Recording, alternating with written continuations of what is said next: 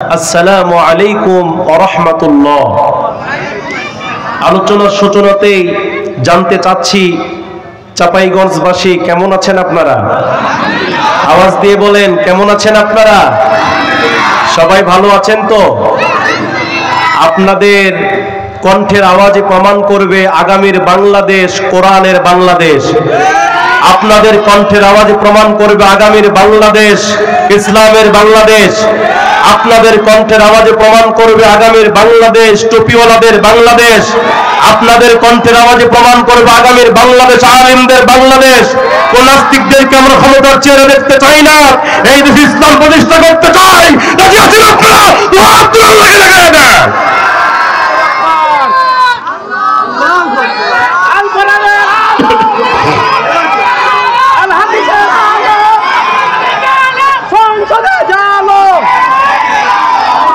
আপনারা কি ভয় পাচ্ছেন?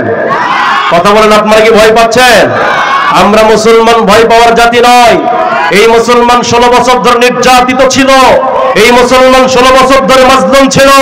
এই মুসলমান 16 বছর ধরে মুসলমানদের উপর নির্যাতন স্টিম রোলার চালিয়ে দেওয়া হয়েছিল। আলিমদের কণ্ঠরোধ করে দেওয়ার জন্য ষড়যন্ত্র করেছিল। সেই ফ্যাসিবাদী সরকার কি আজকে বাংলাতে আছে? আছে। আমরা হুঁশিয়ার সাবধান করে দিতে চাই, যারা এই দেশে ইসলাম বিদ্বেষী ষড়যন্ত্রে মত্ত হয়ে থাকে, যারা এই দেশে ইসলাম নিয়ে ছিনিমিনি খেলে, যারা এই দেশে কোরআন বিরোধী আইন পাস করে, তাদেরকে আমরা হুঁশিয়ার করে দিতে চাই। এই দেশের যুবকরা আজকে জাগ্রত হয়েছে। এই দেশের যুবকরা আজকে রক্ত দিতে শিখেছে। এই দেশের যুবকরা আজকে জীবন দিতে শিখেছে। সুতরাং এই দেশের যুবকরা ইসলাম প্রতিষ্ঠা করবে, কোরআন বিজয়ী করবে, বাতিলের কাছে মাথা নত করবে না। ঠিক কিনা ধরে বলে? রাজি আছেন তো আপনারা? রাজি আছেন তো ইনশাআল্লাহ?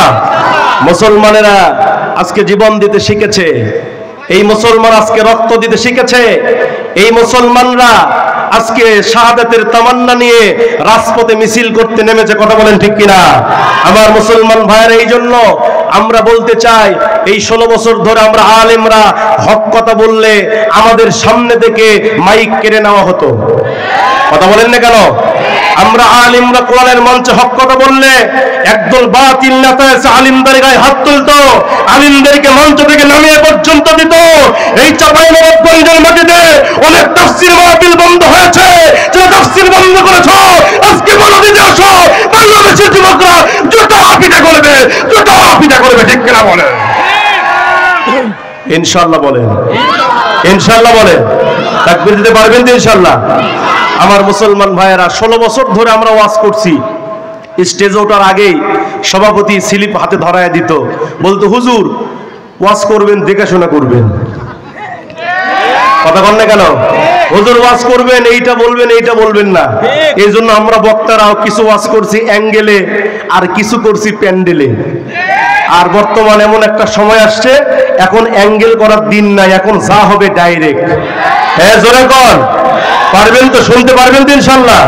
নারায়ে তাকবীর, নারায়ে তাকবীর। নাস্তিকতা নিপাত দিন ইসলাম জিন্দাবাদ, নাস্তিকতা নিপাত দিন ইসলাম জিন্দাবাদ। কোটি প্রাণের একই আওয়াজ, খোদাদ্রোহী সার পাবে না, এই বাংলায় ঠাই হবে না। মুসলমানরা জেগেছে আজ, জোর কদমে সামনে চলো, বজ্র কণ্ঠে আওয়াজ তুলো, সবাই মিলে একই তালে দাও না স্লোগান, নারায়ে তাকবীর। সবাই সবাই নারায়ে তাকবীর, নারায়ে তাকবীর। দিন ইসলাম, দিন ইসলাম জিন্দাবাদ, জিন্দাবাদ। ইসলামেরই জন্য দেশের হয়েছে জন্ম, ইসলামের বিরুদ্ধে গেলে দেশ হবে ভিন্ন। ইসলামেরই জন্য দেশের হয়েছে জন্ম, ইসলামের বিরুদ্ধে গেলে দেশ হবে ভিন্ন। ইসলামের বিরুদ্ধে যারা নিয়েছে অবস্থান, এই বাংলায় ঠাই হবে না, চাও হিন্দুস্তান। জোর কদমে সামনে চলো, বজ্র কণ্ঠে আওয়াজ তোলো, সবাই মিলে একই তালে দাও না স্লোগান, নারায়ে তাকবীর। সবাই সবাই নারায়ে তাকবীর, নারায়ে তাকবীর। আল কোরআনের আলো সংসদে জালো, মুসলমানের এই দেশেতে নাস্তিকদের ঠাঁই নাই, নাস্তিকদের পক্ষে যারা তাদের কোনো রক্ষা নাই। মুসলমানের এই দেশেতে নাস্তিকদের ঠাঁই নাই, নাস্তিকদের পক্ষে যারা তাদের কোনো রক্ষা নাই। এই দেশেতে থাকতে হলে কোরআন মানতে হবে, কোরআন না মানলে তারা বিতাড়িত হবে। জোর কদমে সামনে চলো, বজ্র কণ্ঠে আওয়াজ তোলো, সবাই মিলে একই তালে দাও না স্লোগান, নারায়ে তাকবীর, নারায়ে তাকবীর। দিন ইসলাম, দিন ইসলাম জিন্দাবাদ, জিন্দাবাদ। আল কোরআনের আলো, আল হাদিসের আলো, তোমার নেতা আমার নেতা। আজকের মাহফিল চলবে চলবে, কতক্ষণ চলবে? কতক্ষণ? সারা রাত। হচ্ছে হুজুর ওয়াজ করতে করতে ওটি মরিন, ওটি আপনি পুঁতে থমো, এ তাই নাকি? এ জোরে বলেন তাই? আমার ভাইরা না, আমরা মোটামুটি প্রত্যেক রাতেই কথা বলতে হচ্ছে। আমরা মোটামুটি 12টা পর্যন্ত সব জায়গায় আমরা কথা বলে থাকি। আজকেও তার ব্যতিক্রম হবে না, ইনশাআল্লাহ বলি, ইনশাআল্লাহ বলি। কারণ সারা রাত ধরে ওয়াজ শুনলাম কিন্তু ফজরের নামাজ পড়লাম না, সেই ওয়াজের দাম আছে? জোরে বলার দাম আছে? সারা রাতের ওয়াজ যদি এক পাল্লাই দেন আর ফজরের 2 রাকাত ফরজ নামাজ আরেক পাল্লাই দেন, কোনটা ভারী বেশি হবে? জোরে বলেন, কোনটা ভারী বেশি হবে? ফজরের নামাজ। সুতরাং আমরা ওয়াজও শুনবো, নামাজও পড়বো। রাজি আছেন তো ইনশাআল্লাহ? রাজি আছেন তো ইনশাআল্লাহ? আমি শুনেছি এই লাখেরাজ পাড়া নাকি দীর্ঘদিন ধরে তাফসীর মাহফিল হয় নাই, তাই না? কিন্তু আমার এই যুব সমাজ, এই যে যুবক ভাইয়েরা, আজকে তারা অক্লান্ত পরিশ্রম করে মুরব্বীদের সহযোগিতায় আজকে তারা তাফসীর মাহফিল দিয়েছে। কোন আল্লাহু আকবার। এই তাফসীর মাহফিল এই যে আজকে শুরু হলো, এই তাফসীর মাহফিল প্রত্যেক বছরই হোক। আপনারা কি এটা চান? আপনারা চান? কারা কারা চান তো হাত তুলে আল্লাহকে দেখায় দেন। নারায়ে তাকবীর, নারায়ে তাকবীর। আল্লাহ কবুল করুক, আমিন বলেন। আমার মুসলমান ভাইয়েরা, আসেন, আমি আর ভূমিকা লম্বা করব না, যেহেতু 12টা বাজতে গেলে আমার হাতে সময় আছে আর মাত্র 1 ঘন্টা 26 মিনিট। তো আমি মোটামুটি 1.5 ঘন্টা টাইম আছে। এই 1.5 ঘন্টা টাইম আমরা আল্লাহর জন্য দিতে চাই। রাজি আছেন তো ইনশাআল্লাহ? 1.5 ঘন্টা টাইম আল্লাহকে দিলে কি আমাদের লস হবে? আমাদের ক্ষতি হবে? ও ভাই, আমরা কত রাত জেগে জেগে আমরা ফুটবল খেলা দেখেছি, কথা বলেন না কেন? কত রাত জেগে জেগে আমরা ক্রিকেট খেলা দেখেছি, কত রাত জেগে জেগে প্রেমিকার সঙ্গে যুবকরা চ্যাটিং করেছে, কথা বলেন না কেন? এজন্য আমি 12টা পর্যন্ত আপনাদের কাছে অনুরোধ করব, আপনারা থাকবেন 12টা পর্যন্ত, আপনারা থাকবেন। 12টার পরে উঠে গেলে কোনো সমস্যা নাই, কারণ আমি আপনাদের মাঝে এসেছি, আমি আপনাদের মেহমান। যেটা বলেন কি? আমি আপনাদের কি মেহমান, আর আপনারা কি মেজবান। মেহমান যখন বাড়িতে আসে, মেজবান কি ভয়ে পালিয়ে যায়? জোরে বলেন, পালিয়ে যায় নাকি মেজবান চেষ্টা করে মেহমানের সর্বোচ্চ সম্মান রক্ষা করা? সুতরাং আজকের মাহফিলে আমি মেহমান, স্লোগান হবে মেহমান আছে যতক্ষণ মেজবান আছে। জোরে বলেন, মেহমান আছে যতক্ষণ মেজবান আছে। আসুন আমার ভাইয়েরা, ওটাওটি কেউ করবেন না, তবে হ্যাঁ ওটাওটির প্রয়োজন হতে পারে, পারে কিনা? পুরুষ মানুষ তো জরুরত লাগে না? যদি কারো জরুরত চাপে, যদি কারো ছোট জরুরত চাপে, আমার কাছ থেকে অনুমতি নেবেন, 1 আঙ্গুল তুলে উশারা করে বুঝাই দিবেন। পারবেন তো? পারবেন তো? যদি কারো জরুরত লাগে উঠে যাবেন, কিন্তু আমার কাছ থেকে অনুমতি নিয়ে। এখন বলবেন হুজুর জরুরত লাগছে আমার, অনুমতি আপনার কেন নেব? এর কারণ হলো, যতক্ষণ পর্যন্ত আমি এখানে আলোচনা করব, তাফসীর করব, আমি আপনার বয়সে ছোট হলেও আমি আপনার শিক্ষক। কথা বলেন না কেন? আর আপনি যতক্ষণ পর্যন্ত এখানে বসে বসে ওয়াজ শুনবেন, আলোচনা শুনবেন, হয়তোবা আপনি আমার বয়সে বড় হতে পারেন, কিন্তু এই মুহূর্তে আপনি আমার ছাত্র। কথা বলেন না কেন? এই জন্য শিক্ষকের অনুমতি ছাড়া ছাত্র যেমন ক্লাস থেকে বের হতে পারে না, আজকেও তদ্রূপ আমার অনুমতি ছাড়া একজন লোক উঠতে পারবেন না। রাজি আছেন তো ইনশাআল্লাহ? যদি কারো জরুরত লাগে আমার সামনে এসে বলবেন হুজুর 1 নাম্বার। কয় নাম্বার? কয় নাম্বার?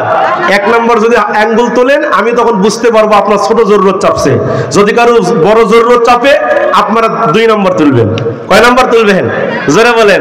আবার এরকম যেন করিয়েন না, আমি গত বছর সিরাজগঞ্জে গেছি, ওয়াজ করতে করতে যখন বললাম ছোট জরুরত লাগলে 1 নাম্বার তুলবেন, গেটের মানুষগুলো মনে হয় আপনার কথা শুনবে, আমাদের কথা শুনছে না, ভিতরে আসছে না। দেখেন তো, এই যেখানে অনেক ভাইরা দাঁড়িয়ে আছেন, আসেন ভিতরে আসেন, ভিতরে আসেন ইনশাআল্লাহ। আসেন দাদা, আসেন আসেন, টেনশন করিয়েন না। অনেকে চিন্তা করতেছে আজকের মাহফিলের সভাপতিও মুরব্বী, প্রধান অতিথিও মুরব্বী, এই মাঝখান থেকে প্রধান বক্তা চ্যাংরা বক্তা কোত্থেকে আসলো, কথা কন না, এরকম মনে করতে পারে। তবে আমি একটা কথা বারবার বলে থাকি যে বিড়াল ছোট না বড়, খাটো না লম্বা, সাদা না কালো দেখার টাইম নাই, আপনাকে দেখতে হবে বিড়াল ইঁদুর ধরতে পারে কিনা। এক কথা বলেন না কেন? বক্তা ছোট না বড়, খাটো না লম্বা, ওইটা দেখার দরকার নাই, দরকার হচ্ছে বক্তা কোরআন থেকে ওয়াজ করবার পারে কিনা। এক কথা বলেন না কেন? এই জন্য যারা দাঁড়িয়ে আছেন দয়া করে বসে যান, যদি দাঁড়িয়ে থাকেন দয়া করে বসে যান, যদি খারাপ লাগে চলে যান, কোনো সমস্যা নাই, কিন্তু দাঁড়িয়ে থাকা যাবে না, বসেন। ভলেন্টিয়ার ভাইরা ছাড়া দাঁড়িয়ে থাকা যাবে না। আমার ভাইরা আসুন, আমি আর ভূমিকা লম্বা দেব না। যদি জরুরত চাপে অনুমতি নেবেন তো ইনশাল্লাহ? এই অনুমতি নেবেন তো? ছোট লাগলে 1 আঙ্গুল তুলবেন, বড় লাগলে কয় আঙ্গুল? আবার ওই গত বছর সিরাজগঞ্জে গেলাম, এক চাচা দিকে মাঝখান থেকে 3 আঙ্গুল তুলিছে। কয় আঙ্গুল? আমি বললাম চাচা একটু কাছে আসেন তো, একটু কাছে আসেন। 1 বুঝলাম ছোটটা, 2 বুঝলাম বড়টা, 3 আবার কি করছে? হুজুরুল্লাহ আপনি বুঝবেন না, আমি না টানবার চাই। এ জোরে কোন আছে না নাই? এ জোরে কোন টানার লোক আছে না নাই? এই বাঙালি জাতি এত টানে, টানতে টানতে চাঁপাইনবাবগঞ্জের ভাটাও ফেল। এরকম আছে না নাই? এর জোরে কোন আছে না নাই? এই বিড়ি সিগারেট আজকে মুসলমান বাঙালি জাতি খায়, অথচ যেই বিড়ি সিগারেট আপনি সেবন করেন, এই বিড়ি সিগারেট যে তামাক পাতা দিয়ে তৈরি হয়, এই তামাক পাতা পৃথিবীর সবচাইতে নিকৃষ্ট একটা পাতা। কথা বলেন না কেন? যেই তামাক পাতায় কুত্তা, ছাগল, ভেড়া কেউ মুখে দেয় না, সেই তামাক পাতার বিড়ি সিগারেট আজকে বাঙালি জাতি খায়। কথা বলেন ঠিক কিনা? এই জন্য আসুন আমার ভাইরা, আমরা যেন তামাক, বিড়ি, সিগারেট যোদ্ধা থেকে বিরত থাকতে পারি। আল্লাহ তৌফিক দেখ, সকলে বলি আল্লাহুম্মা আমিন। সম্মানিত ভাইরা আমার, আসেন, আর ভূমিকা লম্বা নয়। মাইকের অবস্থা খুব ভালো না, প্রচুর কষ্ট হচ্ছে আমার কথা বলতে। বা ইকো একটু কমায় দেন, এই মনিটরে সাউন্ড বাড়ায় দেন, ইকো একটু কমায় দেন। আচ্ছা যাও, তুমি যাও। শুরুতে 1 নাম্বার লেখছি, মহিলারা হচ্ছে। আচ্ছা সম্মানিত ভাইয়ের আমার, হ্যাঁ সম্মানিত ভাইয়ের আমার, আসুন আজকে যে কিতাব থেকে আমি কথা বলতে এসেছি, সেই কিতাবের নাম কি? জোরে বলেন। এই কোরআনে কি ভেজাল আছে? এই কোরআনে কোনো ভুল আছে? আল্লাহ পাক 1450 বছর আগে বলেছেন যালিকাল কিতাব, এটা এমন একটা কিতাব, লা রাইবা ফি, দেয়ার ইজ নো ডাউট, এই কোরআনে ভুল তো দূরের কথা, বিন্দু পরিমাণ সন্দেহের অবকাশ নাই। সুবহানাল্লাহ বলবেন না? আল্লাহ পাক এই কোরআনকে ভেজাল মুক্ত করেছেন এবং নবীজি বলেছেন যারা এই কোরআন দিয়ে কথা বলে, মান ক্বালা বিহি সাদাকা, যারা কোরআন দিয়ে কথা বলে তারা সত্য কথা বলে। সুবহানাল্লাহ বলবেন না? যারা কোরআন দিয়ে আমল করে তারা সঠিক আমল করে, যারা কোরআন দিয়ে বিচার করে তারা ন্যায় বিচার করে। সুবহানাল্লাহ বলেন। এই জন্য আমি আপনাদের সামনে সেই কোরআন থেকে আলোচনা করতে বসেছি।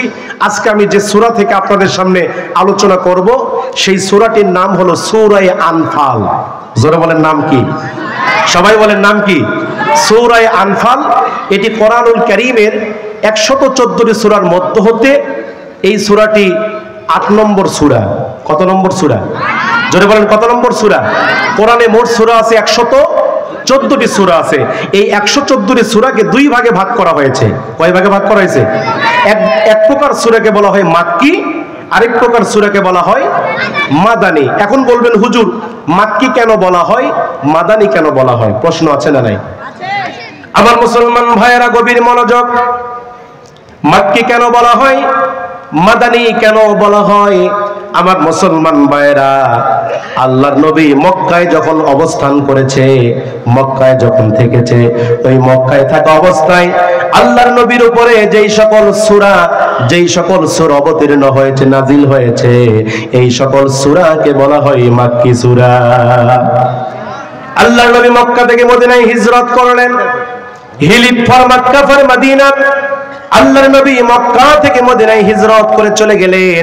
আমার নবীজি মদিনায় যখন চলে গেলেন, মদিনায় যাবার পরে আল্লাহর নবীর উপর যেই সকল সূরা নাজিল হয়েছে, ওই সকল সূরাকে বলা হয় মাদানী।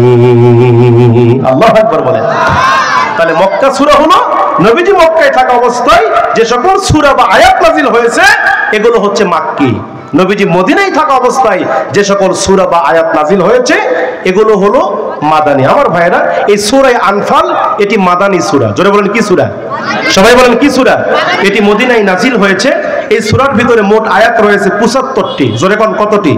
75টি আয়াত রয়েছে, 53টি টিকা রয়েছে, আর রুকু রয়েছে 10টি। এবং এই সূরাটি আপনারা পাবেন কোরআনের 9 নম্বর পারায়। কত নম্বর পারায়? এই সূরাটি আল্লাহ পাক মদিনায় নাজিল করলেন। নাজিলের প্রেক্ষাপট হচ্ছে আল্লাহর নবী ইসলামের প্রথম যুদ্ধের ডাক দিলেন। ইসলামের প্রথম যুদ্ধের নাম কি? জোরে বলেন। আল্লাহর নবী বদর যুদ্ধের ডাক দিলেন, সাহাবায়ে কেরামকে এক জায়গায় করলেন। আমার নবীজি সাহাবায়ে কেরামকে এক জায়গায় করার পরে বিশ্ব নবী দেখতে পেলেন বদর যুদ্ধে মাত্র 313 জন মুজাহিদ দাঁড়িয়ে গেছে, আর পক্ষান্তরে কাফেরদের সংখ্যা হলো 1000। মুসলমানদের সৈন্য সংখ্যা কম। বিশ্ব নবীর সৈন্য সংখ্যা যখন কম হলো, এবার বিশ্ব নবীর কাছে ছোট্ট ছোট্ট দুইটা বাচ্চা চলে আসলেন। একজনের নাম ছিল মুআজ, আরেকজনের নাম ছিল মাস। এরা সম্পর্কে আপন দুই ভাই হয়। এই দুই ভাই বিশ্ব নবীর দরবারে চলে আসলেন। আল্লাহ নবীর কাছে এসে তারা বললেন, ইয়া রাসূলুল্লাহ, ইয়া হাবিবাল্লাহ, নবী গো, আপনি তো বদর যুদ্ধের ডাক দিলেন, আমরা দুই ভাই শুনতে পেলাম বদর যুদ্ধে নাকি মুসলমানদের সৈন্য কম, বদর যুদ্ধে নাকি মুসলমানদের সংখ্যা কম। ও নবী, আপনি যদি অনুমতি দেন আমরা দুই ভাই এই মুহূর্তে বদর যুদ্ধে অংশগ্রহণ করতে চাই। এই কথা যখন দুই ভাই বললেন, ভাইয়ার আমার, ছোট ভাই 9 বছর বয়স, বড় ভাইয়ের বয়স 11 বছর, তাফসীরের মধ্যে পাওয়া যায়। এবার দুই ভাই যখন বলা বলি করলো, নবী আমরা যুদ্ধের ময়দানে অংশগ্রহণ করতে চাই, আমরা বদরের প্রান্তরে যেতে চাই। নবী আমার ডাক দিয়ে বলছেন, না না, তোমরা তো যুদ্ধ করতে পারবা না, কারণ যুদ্ধ করতে গেলে শরীরে শক্তি লাগে, যুদ্ধ করতে গেলে অস্ত্র চালাতে হয়, যুদ্ধ করতে গেলে হেলমেট পরতে হয়, যুদ্ধ করতে গেলে ঘোড়ায় উঠে সওয়ার করে কাফেরদেরকে মারতে হয়। কিন্তু তোমরা ছোট বাচ্চা, তোমরা তো যুদ্ধ করতে পারবা না, তোমাদের বাহুতে শক্তি নেই, তোমরা তো ছোট মানুষ, তোমরা যুদ্ধে যেতে পারবে না, তোমরা বাড়িতে চলে যাও। এই কথা যখন বিশ্ব নবী তাদেরকে বললেন, বড় ভাই তখন ডাক দিয়ে বললেন, ইয়া রাসূলুল্লাহ, ইয়া হাবিবাল্লাহ, নবী গো, আমি বয়সে বড়, আমার শক্তিও বেশি, আমার শক্তি আমার ছোট ভাইয়ের চাইতে আমার শক্তি বেশি, আমি বয়সে তার চাইতে বড়, আপনি আমার এই যুদ্ধের জন্য অনুমতি দিয়ে দেন, আমার এই যুদ্ধের জন্য পারমিশন দিয়ে দেন। বড় ভাই যখন এই কথা বললেন, ছোট ভাই তখন ডাক দিয়ে বলছেন, ইয়া রাসূলুল্লাহ, ইয়া হাবিবাল্লাহ, নবী গো, ও বয়সে বড় হলে কি হবে, ওর চাইতে আমার শক্তি কোনো অংশে কম না। আল্লাহু আকবার বলে, ও নবী, ও বয়সে বড় হলে কি হবে, ওর চাইতে আমার শক্তি কোনো অংশে কম নাই, আপনি আমার যুদ্ধের অনুমতি দেন। সুবহানাল্লাহ বলবেন না? দুই ভাই যখন এরকম বলা বলি শুরু করে দিল, দুই ভাই যখন বদর যুদ্ধের ময়দানে যেতে চায়, বড় ভাই বলে আমারে অনুমতি দেন, ছোট ভাই বলে আমারে অনুমতি দেন। দুই ভাই যখন এই কথা যখন বলতেছিল, আল্লাহর নবী তাদের ঈমান দেখে খুশি হয়ে গেল। আল্লাহু আকবার। আল্লাহর নবী তাদের ঈমানের তামান্না দেখে, তাদের কলিজার ভিতরে জিহাদের তামান্না দেখে আল্লাহর নবী তাদের উপর খুশি হয়ে গেল। নবীজি মনে মনে চিন্তা করলেন, তাহলে এই দুই ভাইরে এবার আমি একটু পরীক্ষা করব, তাদের ঈমানটা আরো কত তীব্র, আমি একটু যাচাই করে তাদের ঈমানটা দেখব। নবী এবার মুহূর্তের মধ্যে বললেন, দুই ভাই তোমরা মুআজ আর মাআজ, তোমরা তো দুই ভাই যুদ্ধের ময়দানে যেতে চাও, কিন্তু আমি রাসূল একজনকে যুদ্ধের অনুমতি দেব। যেই ভাই তোমরা দুই ভাই এই মুহূর্তে মারামারি লাগো, দুই ভাই আমার সামনে কুস্তি লাগো, দুই ভাই আমার সঙ্গে লড়াই করো, যেই ভাই কুস্তিতে জিতে যাবে, যেই ভাই মারামারিতে জিতে যাবে, আমি রাসূল তারে যুদ্ধের জন্য অনুমতি দিয়ে দিব। আল্লাহু আকবার বলে নবী আমার এই কথা বলে দিলেন। এই কথা বলার সঙ্গে সঙ্গে তাফসীরের মধ্যে এসেছে, দুই ভাই এই কথা শোনার সঙ্গে সঙ্গে এবার দুই ভাইরে ঝাপটে ধরলেন, দুই ভাইরে কামড়ে ধরলেন, লড়াই করা শুরু করলেন, কুস্তি লাগা শুরু করলেন। ছোট ভাই বড় ভাইরে মারলেন, বড় ভাই ছোট ভাইরে মারা শুরু করলেন, কিন্তু বড় ভাইয়ের গায়ে শক্তি একটু বেশি। বড় ভাই ছোট ভাইরে মারা শুরু করলেন, মারতে মারতে ছোট ভাইরে তলে ফালাইয়া, বড় ভাই ছোট ভাইয়ের বুকের উপর বসে গেছে। বড় ভাই যখন বুকের উপর বসে গেছে, এবার ছোট ভাই তলে পড়ে তিনি নিচে পড়ে বড় ভাইয়ের কাল্লাটা টেনে আনলেন। আল্লাহু আকবার। ছোট ভাই বড় ভাইয়ের কাল্লাটা টেনে আনলেন।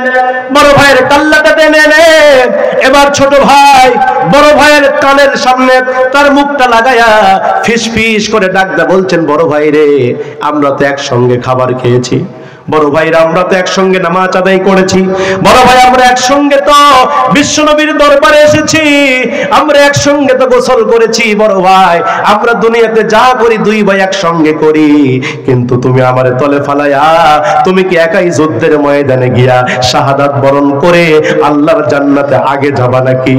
ও বড় ভাই, তুমি তোমার শক্তিটাকে হালকা করে দাও, তুমি তোমার শক্তিটাকে দুর্বল করে দাও, আমি তোমার বুকের উপরে উঠে এই মুহূর্তে বিশ্বনবীকে প্রমাণ করে দিতে চাই আমিও তোমার চাইতে শক্তিতে কম নয়। আল্লাহু আকবার বলেন। দেখেন, ছোট্ট দুইটা বাচ্চা বদর যুদ্ধের ময়দানে যাবে, সেই বদর যুদ্ধের কথায় আল্লাহ পাক বলছেন। বদর যুদ্ধে বিশ্বনবীর 313 জন সাহাবী প্রস্তুতি গ্রহণ করলেন। 313 জন সাহাবী যুদ্ধের ময়দানে এক জায়গায় হয়ে গেল, যুদ্ধ শুরু হয়ে গেল। এবার বিশ্বনবীর সাহাবীরা তিনটা দলে বিভক্ত হয়ে গেল। বিশ্বনবীর সাহাবীরা তিনটা দলে বিভক্ত হয়ে গেলেন।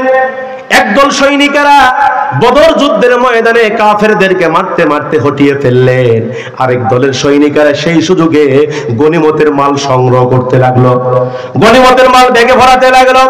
তৃতীয় নম্বর যেই সৈনিকেরা ছিল তারা সেই সময়ে বিশ্বনবীর চতুর্পার্শ্বে দাঁড়িয়ে কাফেরদের হাত থেকে আল্লাহর নবীকে তারা রক্ষা করলো। সুবহানাল্লাহ। যুদ্ধ সমাপ্ত হয়ে গেল, যুদ্ধ শেষ হয়ে গেল। আল্লাহ পাক এই বদর যুদ্ধে মুসলমানদেরকে বিজয় দিলেন। আল্লাহ পাক সেই কথাটিও বলছেন কোরআনে, ওয়ালাকাদ নাসারাকুমুল্লাহু বিবাদরিন ওয়া আনতুম আযিল্লা। আল্লাহু আকবার বলেন। আল্লাহ বলছেন, আমি বদর যুদ্ধের ময়দানে মুসলমানদেরকে ফেরেশতার মাধ্যমে আমি আল্লাহ পাক সাহায্য করেছি, আর আমি আল্লাহ সাহায্য করার কারণে আমি আল্লাহ পাক মুসলমানদেরকে বদর যুদ্ধে বিজয় অর্জন করে দিয়েছি। মুসলমান ভাইরা আমার গভীর মনোযোগ দিয়ে শুনবেন, আলোচনা বোঝার চেষ্টা করবেন। যুদ্ধ সমাপ্ত হয়ে গেল, আল্লাহ পাক মুসলমানদেরকে বিজয় দিলেন। যুদ্ধ শেষ হওয়ার পরে যেই সকল সাহাবীরা গনিমতের মাল সংগ্রহ করেছিল, যেই সকল সাহাবীরা গনিমতের মাল ব্যাগে ভরিয়েছিল, এই সকল সৈনিকেরা বলল, এই গনিমতের মাল আমাদের, কারণ এই গনিমতের মাল আমরাই সংগ্রহ করেছি, সুতরাং এই গনিমতের মাল আমাদের।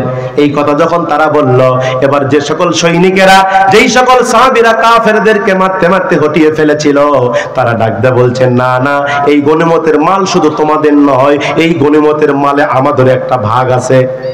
কারণ আমরা যুদ্ধের ময়দানে আমরা কাফেরদেরকে মেরেছি, কাফেরদেরকে মারতে মারতে হটিয়ে ফেলেছি, আর আমরা যদি কাফেরদেরকে না মারতাম তোমরা এই গনিমতের মাল সংগ্রহ করতে পারতে না। সুতরাং আমরা তোমাদের সুযোগ করে দিয়েছি, এই গনিমতের মাল সংগ্রহ করার সুযোগ তোমাদেরকে করে দিয়েছি, সুতরাং এই গনিমতের মালে আমাদের একটা ভাগ আছে। এবার তৃতীয় নম্বরে যেই সৈনিকেরা ছিল, যারা বিশ্বনবীকে চতুর সাইড থেকে সেভ করছিল, কাফেরদের হাত থেকে রক্ষা করছিল, এই সকল সৈনিকেরা তারা ডাকদা বলছেন, ও নবীর সাহাবীরা, এই গনিমতের মাল শুধু তোমাদের নয়, এই গনিমতের মালে আমাদেরও একটা ভাগ আছে। কারণ আমরা যুদ্ধের সবচাইতে বড় দায়িত্ব, যুদ্ধের সবচাইতে প্রধানতম দায়িত্ব হলো কাফেরদের হাত থেকে নবীকে সেভ করা, আর এই বড় দায়িত্ব আমরা পালন করেছি, সুতরাং এই গনিমতের মালে আমাদেরও একটা ভাগ আছে। আল্লাহু আকবার বলেন। তাহলে যুদ্ধের পরে তিন দলের সৈনিকদের তিন রকম মত যখন সৃষ্টি হলো, তিন রকম মতানৈক্য সৃষ্টি হয়ে গেল, এবার তারা এক পর্যায়ে এরকম বলতে বলতে তারা একটু বিশৃঙ্খলার পর্যায়ে চলে গেল।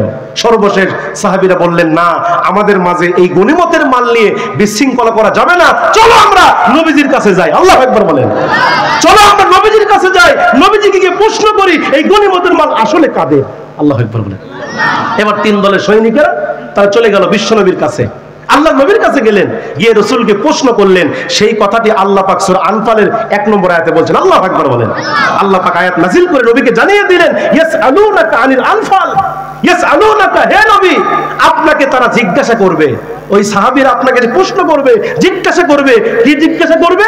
আনিল আনফাল, এই গনিমতের মাল সম্পর্কে। সুবহানাল্লাহ। এখন বলবেন হুজুর গনিমতের মাল আবার কাকে বলে? গনিমতটা আসলে কি? গনিমতটা হচ্ছে আরবিতে বলে আনফাল, বাংলাতে গনিমত। গনিমত হচ্ছে যুদ্ধলব্ধ ধন। আল্লাহু আকবার বলেন। যুদ্ধলব্ধ ধন হলো মুসলমান কাফেরদের সঙ্গে লড়াই করার পরে, কাফেরদের সঙ্গে লড়াই করে বিজয় অর্জন করার পরে কাফেরদের যে অস্ত্র শস্ত্র, যে মালামালগুলো, এগুলো যে মুসলমানরা অর্জন করে, এগুলাকে বলা হয় গনিমত। আল্লাহু আকবার বলেন।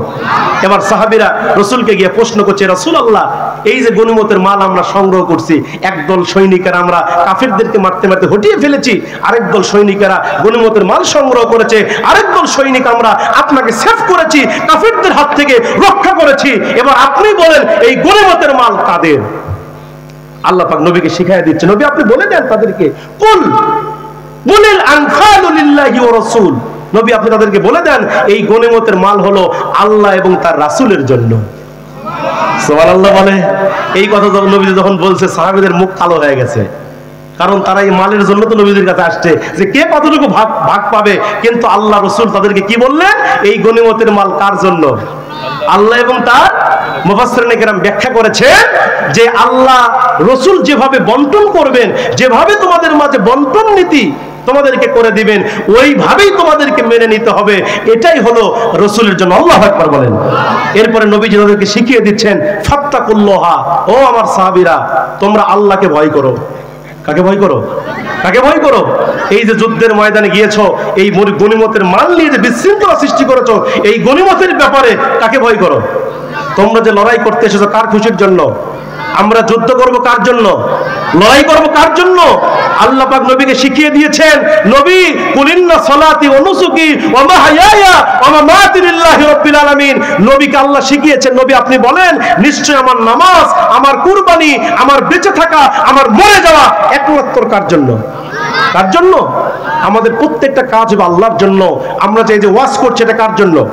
আপনি ওয়াজ শুনছেন কার জন্য? নামাজ পড়েন কার জন্য?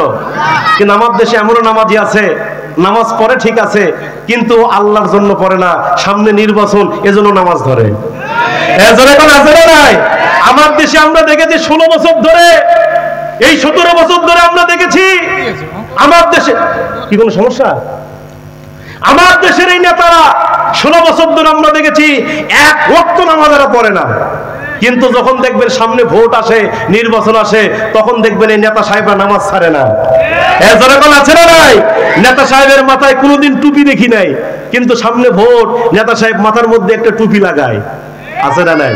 হয়তো চাপাই নবাবগঞ্জে, আমার বগুড়াতে আছে, মাথার মধ্যে একটা টুপি লাগায়, বাজার থেকে নতুন পাঞ্জাবি, সাদা পাঞ্জাবি কিনে, আবার মাঝে মাঝে তসবি টিপে, মনে হচ্ছে জিবরাইলের খালাতো ভাই।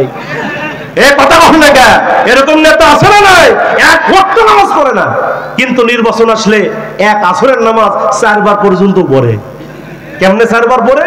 আসরের সময় হয়ে গেছে, নেতা সাহেব চলে গেছে বাজারে ভোট চাওয়ার জন্য, গিয়ে দেখে আসরের আজান হয়ে গেছে, লোকজন বাজারে বসে আছে, নেতা সাহেব ডাকদা বলছেন, ভাইরা আমার আপনারা কি আসরের নামাজ পড়েছেন? বলতেছে না এখনো পড়ি নাই। বলে কি করতেছেন এখানে বসে বসে? কি করতেছেন এখানে? আসেন, নামাজের সময় হয়ে গেছে, আমরা জামাতে নামাজ পড়ি। নেতা সাহেব জীবনে মসজিদে যায় না, কিন্তু ভোটের আগে লোকদেরকে টেনে নিয়ে গেছে মসজিদের ভিতরে। কথা বল না? হ্যাঁ, আসরের নামাজ পড়ছে নেতা সাহেব। নামাজ শেষ করার পরে নেতা সাহেব ভোট চাইলেন লোকদের কাছে, ভোট চাওয়া শেষ, সামনে কিছু দূর গিয়ে দেখে আরেকটা বাজার, কিছু লোকজন বসে আছে। নেতা সাহেব ডাকতে বলছেন, ভাইরা আমার আপনারা কি আসরের নামাজ পড়েছেন? বলে এখনো পড়ি নাই। বলে কি করতেছেন এখানে? কি করতেছেন বসে বসে? এখনো নামাজ পড়েন নাই? আসেন আমরা জামাতের সাথে নামাজ পড়ি। নেতা সাহেব ওখানে গিয়ে দ্বিতীয় জামাত করছে। এই কথা বলেন না কেন? এইভাবে এক এক করে আমার দেশের নেতারা নির্বাচনের আগে 4 বার পর্যন্ত আসরের নামাজ পড়ে। কথা বল ঠিক কিনা?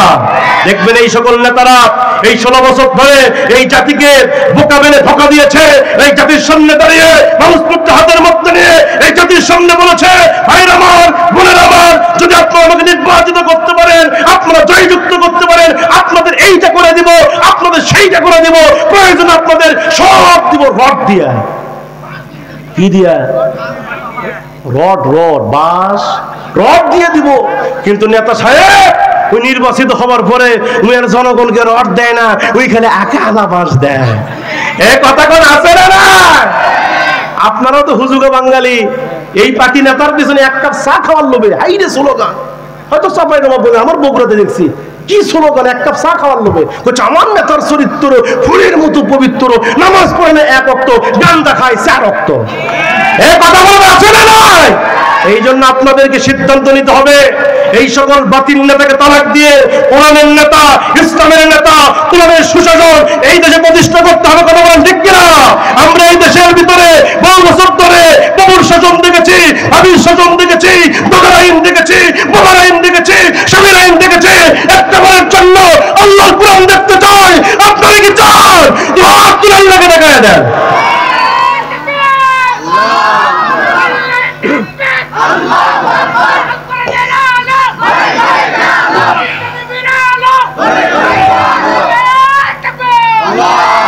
এই দেশে কোরআনের আইন প্রতিষ্ঠা হয়ে গেলে নেতাদের মদের বোতল খাওয়া বন্ধ হয়ে যাবে। এই কথা বলেন না কেন? এই দেশে কোরআনের বিধান প্রতিষ্ঠা হয়ে গেলে দুর্নীতি বন্ধ হবে, টেন্ডারবাজি বন্ধ হবে, ক্যাবিনেট তুলে দিয়ে ঘুষ খাওয়া বন্ধ হয়ে যাবে। ঠিক কিনা বলেন? এই জন্য কিছু লোক বলতেছে, কিছু লোক চাচ্ছে এই দেশের পার্লামেন্টে কোরআন না যায়। কথা বলেন না কেন? কারণ কোরআন যদি পার্লামেন্টে চলে যায়, রাত 12টার পরে নাইট ক্লাবে মদের বোতল খাওয়া বন্ধ হয়ে যাবে। কথা বলেন না কেন? এই জন্য মুসলমান ভাইরা, এই দেশে আলেমরা সংগ্রাম করেছে, সেই ইতিহাস পড়ে দেখেন। এই দেশের আলেমরা সংগ্রাম করেছে, মুজাহাদা করেছে এই দেশে ইসলাম প্রতিষ্ঠা করার জন্য। কিন্তু এই জালিম সরকার আমার দেশের আলেমদেরকে মিথ্যা মামলা দিয়ে, ধর্ষণের মামলা দিয়ে, রাজাকারের তহমত দিয়ে, হাতের মধ্যে হাত করে লাগিয়ে, কোমরের মধ্যে বেড়ে লাগিয়ে কোরআনের মুফাসসিরদেরকে জেলের মধ্যে বন্দী করেছে। কথা কোন ঠিক কিনা? আমি বলতে চাই, কি অপরাধ ছিল আমার বাংলাদেশের মতিউর রহমান নিজামীর? কথা বলছেন না কেন আপনারা? কি অপরাধ ছিল কাদের মোল্লার? কি অপরাধ ছিল কোরআনের পাখি আল্লামা দেলোয়ার হোসেন সাইদি, যে আল্লামা কোরআনের পাখি 50 বছর ধরে এই কোরআন নিয়ে সারা পৃথিবীতে কোরআনের তাফসীর করেছে। কথা বলেন না কেন? এই সাইদির আলোচনা শুনে অসংখ্য মুসলিমরা কালিমা পড়ে মুসলমান হয়েছে। যেই কোরআনের পাখি কোরআন থেকে তাফসীর করলে মনে হতো জীবন্ত কোরআনের তাফসীর করতে। আল্লাহু আকবার বলেন। সেই কোরআনের পাখিকে 13 বছর জেলের মধ্যে বন্দী করে ইনজেকশন পুশ করে আল্লামা সাইদিকে যারা হত্যা করেছো, টুডে এন্ড টুমরো তোমাদের বিচার এই বাংলার জমিনেই হবে। এই কথা বলেন ঠিক কিনা? তোমরা কোথায় পালাবা? পালিয়ে তোমরা টের পাবা না, পালিয়ে তোমরা বাঁচতে পারবা না। আবার আমরা মাঝে মাঝে শুনতেছি ওই দেশ থেকে নাকি বলতেছে আমি কাছে আছি। কথা বল না কেন? এরকম ফোন আলাপ ফাঁস হচ্ছে না? বলতেছে কাছে আছি, চট করে ঢুকে যাব। আমরা বলি কোনো সমস্যা নাই, আপনি আসেন। কথা বল না কেন? আপনি আসেন, কোনো সমস্যা নাই, আপনি চট করে ঢুকে যাবেন, আর আমরা চট করে ধরে আয়না করে ঢুকাবো। এই কথা বলেন না কেন? আবার মাঝে মাঝেই বলতো আমার দেশের কাউয়া কাকা আছে না নাই, বলতো খেলা হবে। আজকে আছে? এ জোরে কোন আছে? আবার ফাজলামো করতো, ইয়ারকি করতো যে আমরা পালাবো না, আমরা পালাবো না, প্রয়োজনে ফখরুল সাহেবের বাসায় গিয়ে উঠবো। কি ফখরুল সাহেব জায়গা দেবেন? কথা বল না কেন? আজকে সেই কাউয়া কাদের আছে? চলে বলেন আছে? আমার ভাইয়ের আল্লাহ বলে ওয়ামাকারু ওয়ামাকার আল্লাহ আল্লাহু খায়রুল মাকিরিন। আল্লাহ বলে তোমরা ষড়যন্ত্র করো, আমি আল্লাহ কৌশল করি, আমার কৌশলের কাছে তোমাদের ষড়যন্ত্র টিকে থাকতে পারে না। কথা বলেন না কেন? আমার মুসলমান ভাইরা, আল্লাহর জমিনে যত নবী রাসূলরা এসেছেন তারা ঈমানের পরীক্ষা দিয়েছেন। প্রত্যেক নবী রাসূলরা নির্যাতিত হয়েছে, মাজলুম হয়েছেন, তারপরও তারা কোরআনের পক্ষ থেকে, ইসলাম থেকে এক চুল পরিমাণ পিছপা হন নাই। নবী ইব্রাহিমের জীবনের দিকে তাকাই দেখেন। নবী ইব্রাহিম আলাইহিস সালাম আমাদের জাতির পিতা, মিল্লাত আবিকুম ইব্রাহিম ওয়া সাম্মাকুমুল, আমরা যে মুসলমান আমাদের জাতির পিতা কে? জোরে বলেন। এই জাতির পিতা নিয়েও সমস্যা ছিল কিনা?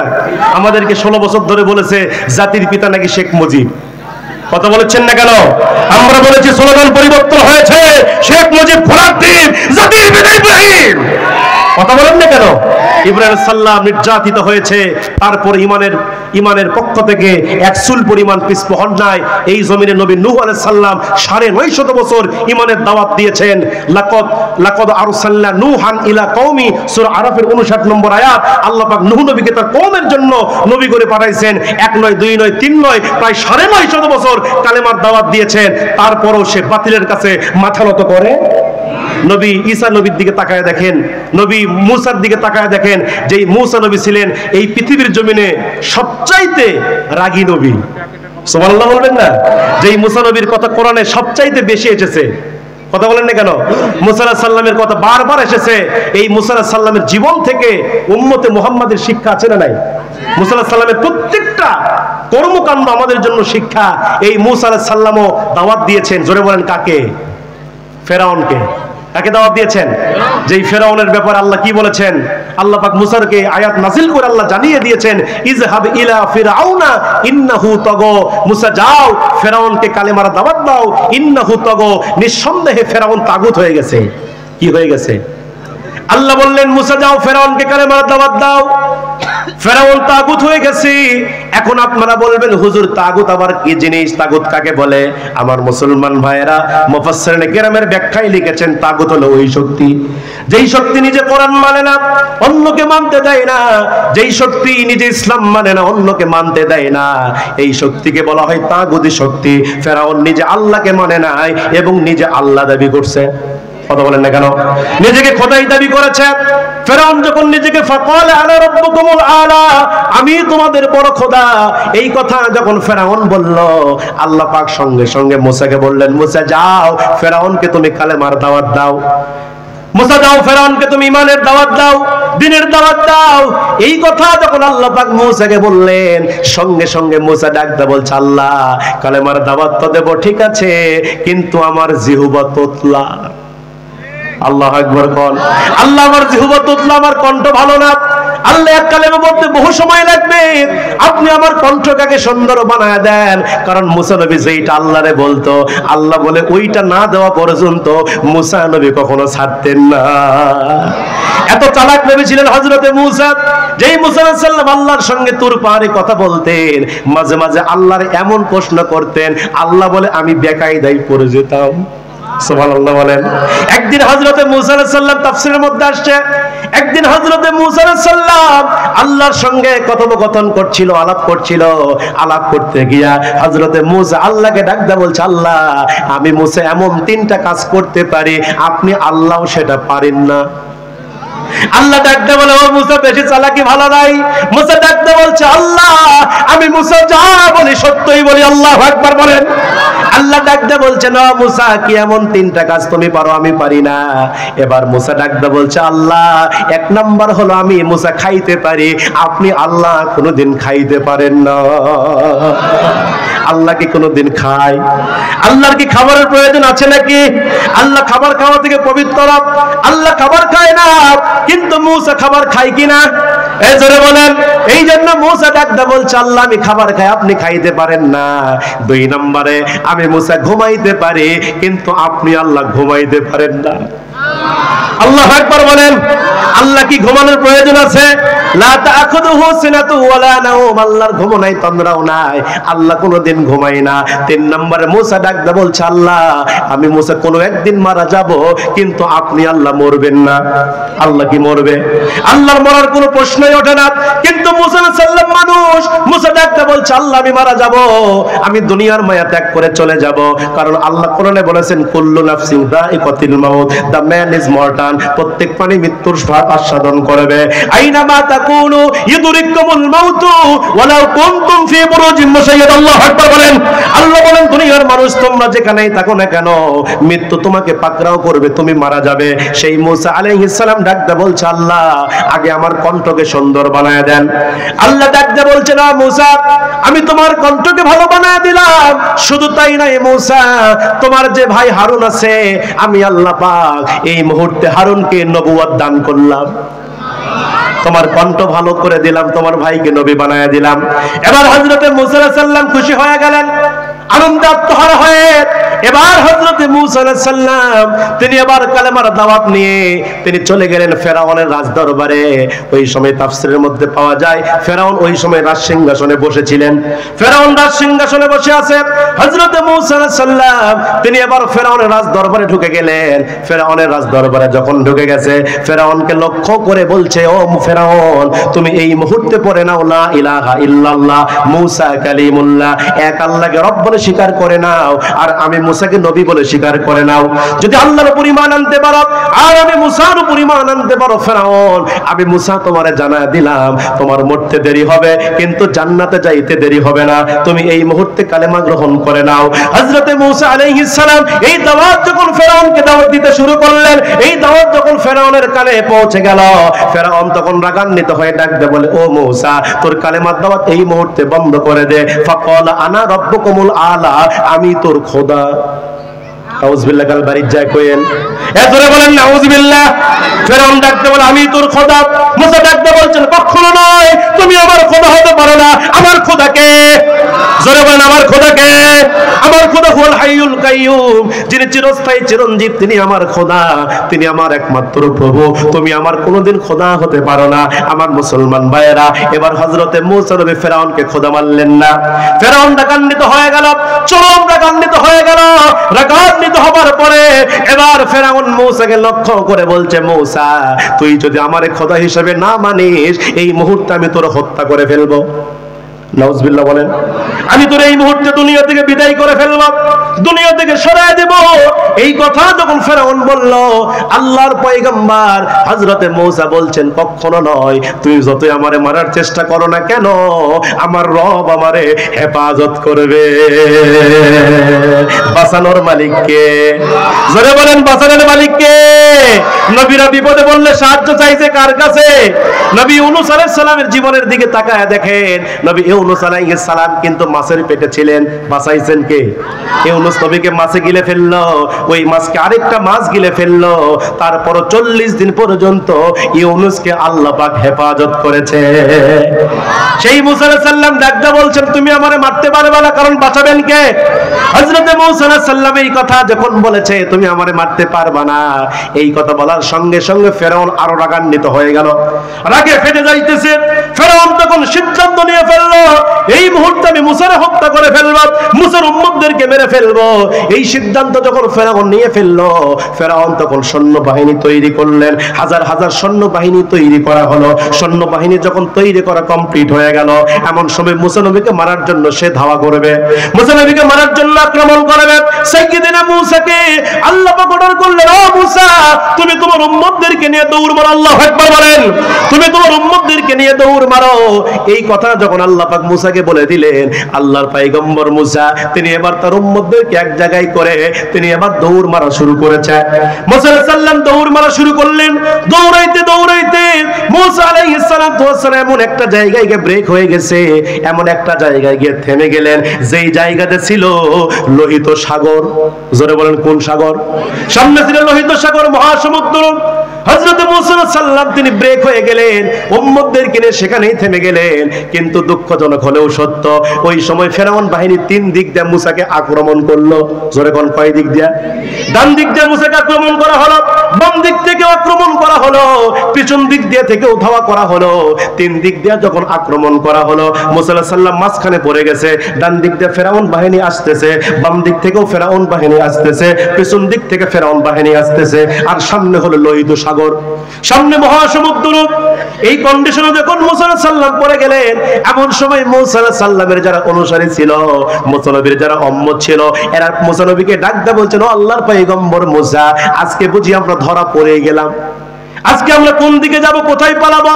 যদি আমরা ডান দিকে যাই ফেরাউন বাহিনী আমাদেরকে ধরে ফেলবে, যদি আমরা বাম দিকে যাই ফেরাউন বাহিনী ধরে ফেলবে, পিছন দিকে গেলেও ধরে ফেলবে, আর সামনে হলো লোহিত সাগর। আজকে আমরা কোথায় পালাবো? আজকে বুঝি আমরা ধরা পড়ে গেলাম, আজকে বুঝি আমরা ধরা খেয়ে গেলাম। এই কথা যখন উম্মতেরা মুসা নবীকে বলতেছিল, আল্লাহর পয়গম্বর মুসা তখন বলছে, উম্মতেরা রে তোমরা টেনশন করো না, চিন্তা করো না, আমাদের সাথে আল্লাহ রব্বুল আলামিন আছে। আল্লাহু আকবার বলেন। আমাদের সাথে কি আছে?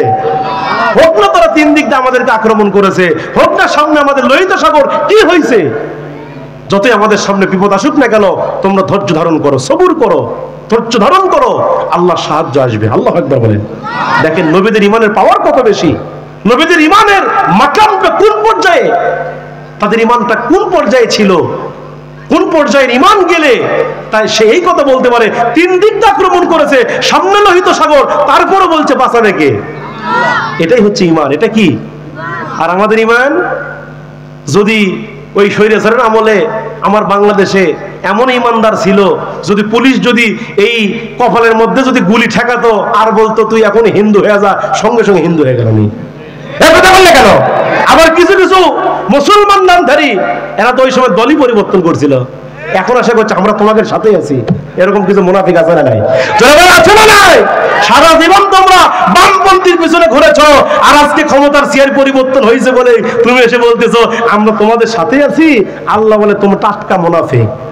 জোরে বলে, জোরে বলেন। এরকম মুনাফিকদের আশ্রয় দিবেন না। এরাই তো আল্লামা সাঈদীর বিরুদ্ধে ধর্ষণের মামলা দিয়েছিল। এর কথা বলেন না কেন? এরাই তো আল্লামা সাঈদীকে রাজাকার বানিয়েছিল। আল্লামা সাঈদী কোরআনকে হাতে নিয়ে বলেছেন, যারা আমাকে রাজাকার বানিয়েছো, ধর্ষণকারী বানিয়েছো, আসলে এরা ব্যক্তি পরিচয়হীন অবৈধ সন্তান। আল্লামা সাঈদী ধর্ষণকারী নয়, আল্লামা সাঈদী রাজাকার নয়, আল্লামা সাঈদী হলেন কোরআনের পাখি। কথা বলেন না কেন? আল্লামা সাঈদী কিংবদন্তি একজন আলেম। এক একটা সাঈদীর জন্ম হয় 100 বছর পর পর, এক একটা সাঈদীর জন্ম হয়। কথা বলেন ঠিক কিনা? সাঈদীর ঈমান কেমন ছিল আপনারা দেখেছেন? এই ভিডিওগুলো আজকে এখনো আছে।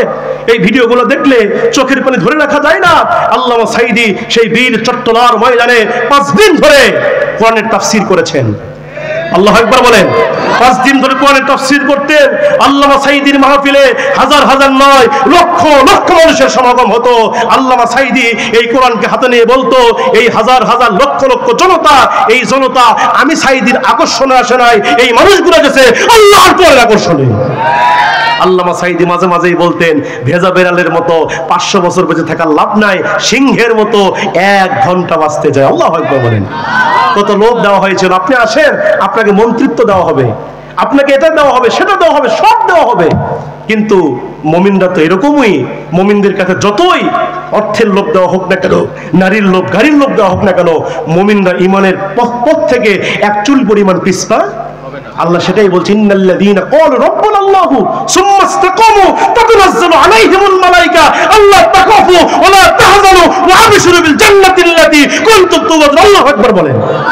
আল্লাহ বলেন, ইন্নাল্লাযীনা ক্বালু রাব্বুনাল্লাহ, নিশ্চয়ই যারা বলে আমাদের রবকে, আমাদের রবকে, সুম্মা ইসতাকামু, এই কথা বলার পরে ও এই কথার উপর ইস্তেকামাত থাকে, অটুট অবিচল থাকে। আল্লাহ বলছেন এদের উপরে ফেরেশতা নাজিল হয়। আল ফেরেশতারা তো তাদেরকে বলে আল্লাহ তাখাফু, তোমাদের কোনো ভয় নাই। আল্লাহ আকবার বলেন। আল্লাহ তাখাফু, তোমাদের কোনো ভয় নাই, ওয়ালা তাহজানু, তোমাদের কোনো চিন্তা নাই, ওয়া আবশিরু বিল জান্নাতিল্লাতী কুনতুম তুআদুন, এবং তাদেরকে সেই জান্নাতের সুসংবাদ দিয়ে দাও যেই জান্নাতের ওয়াদা আল্লাহ পাক বান্দার সঙ্গে করেছেন। মুমিনরা তো এরকমই। মুমিনরা জীবন দিবে কিন্তু ঈমান দিবে না। কথা বলেন না কেন? মুমিনরা জীবন দিবে, রক্ত দিবে, ঈমান দিবে না। এরকম ঈমান যদি আপনার মধ্যে আমার মধ্যে থাকে, 24 ঘন্টার মধ্যে এই দেশে ইসলামী হুকুমত প্রতিষ্ঠা হবে। কথা বলেন ঠিক কিনা? এজন্য মুসলমানদেরকে আমি বলতে চাই, ঈমানটাকে মজবুত করেন, ঈমানটাকে দামি করেন। আজকে দুঃখ লাগে, আফসোস লাগে ভাই, মসজিদ থেকে মুয়াজ্জিন আযান দেয়, হাইয়া আলাস সালাহ, বান্দা নামাজের জন্য আসো, হাইয়া আলাল ফালাহ, বান্দা কল্যাণের জন্য আসো। আসসালাতু খায়রুম মিনান নাওম, ঘুম থেকে নামাজ উত্তম। কিন্তু আপনি এমন মুসলমান, মসজিদের আযান শোনেন কিন্তু মসজিদে যেতে পারেন না। কথা বলেন না কেন? আযান হচ্ছে, মসজিদে বলেন না।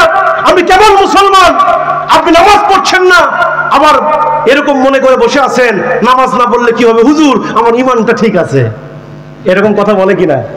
আমি বলি আপনার ঈমান নাই, আপনার ঈমান নাই।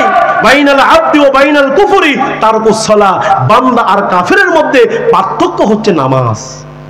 কথা বলেন না কেন? নামাজ হচ্ছে ইসলামের সবচাইতে দামি ইবাদত। আপনি কেমনে দাবি করেন আমি ঈমানদার? জান্নাত এত সহজ জিনিস নয়। জান্নাত যদি সহজ হতো তাহলে ওই মুনাফিকদের সর্দার সেও কিন্তু জান্নাতে যেত। কথা বলেন না কেন? জান্নাত যদি সহজ হতো তাহলে নবীজির চাচা আবু তালেব জান্নাতে যেত।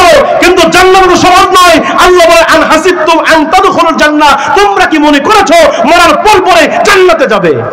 না, জান্নাত এত সহজ নয়। জান্নাত পেতে গেলে ওয়ালা নাবলুওয়ান্নাকুম বিশাইইন মিনাল খাউফি ওয়াল জুই ওয়া নাকসিম মিনাল আমওয়ালি ওয়াল আনফুসি ওয়াস সামারাত। আল্লাহু আকবার বলেন।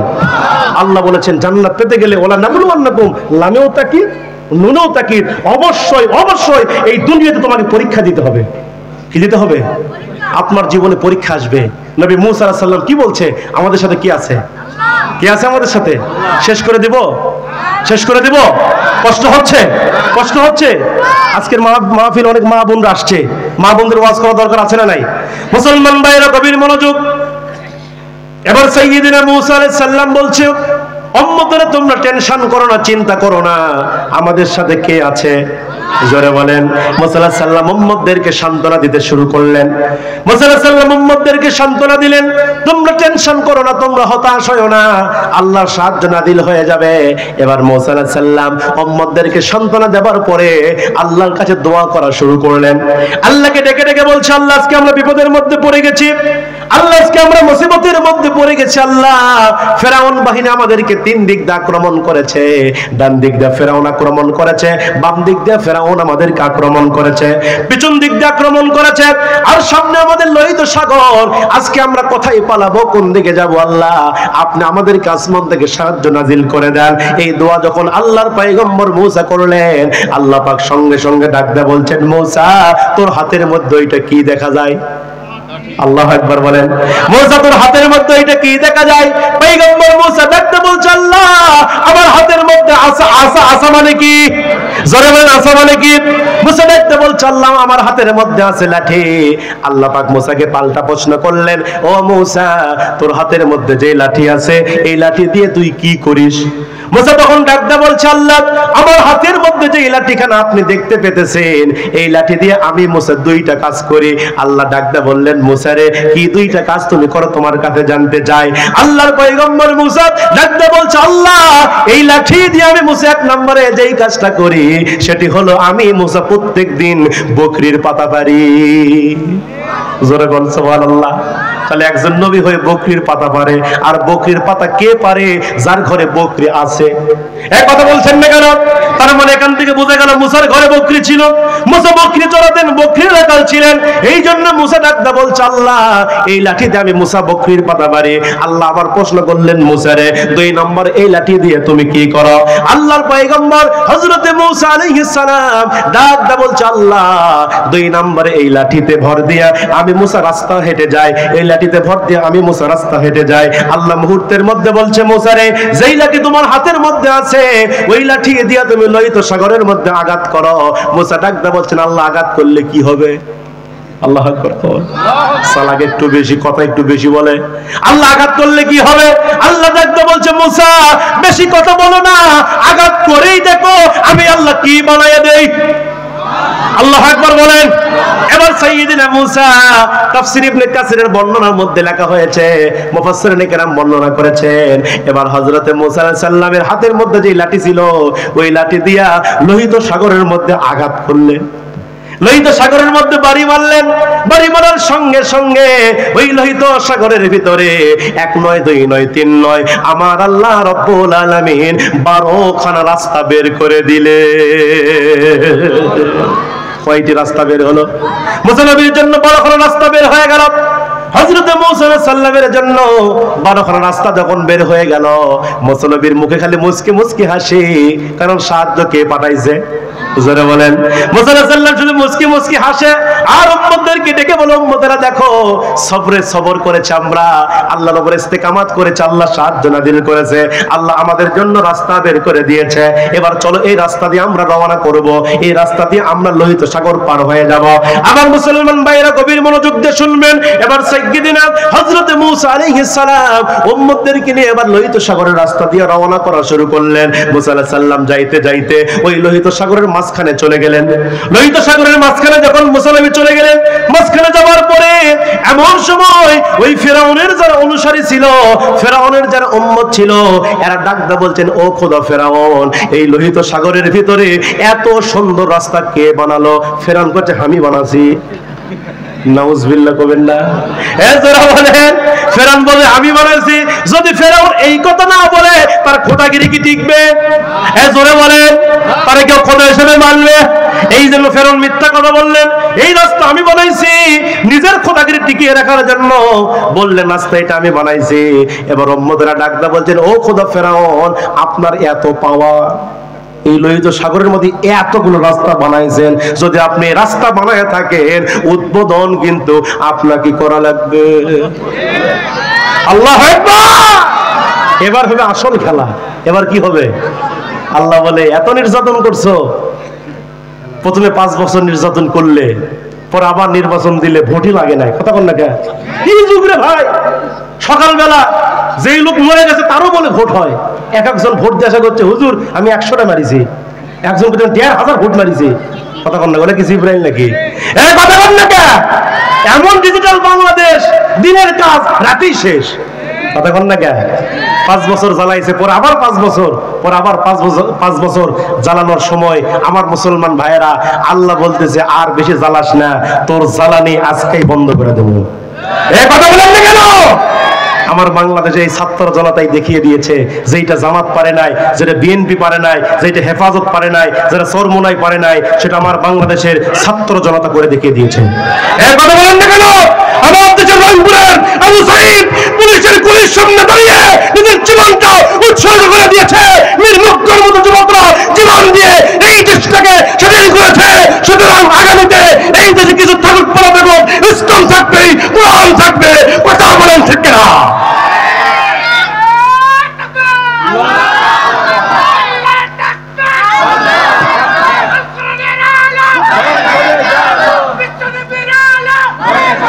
সম্মানিত ভাইরা আমার, এই ছাত্র জনতা আমার দেশকে স্বাধীন করেছে। কথা বলেন ঠিক কিনা?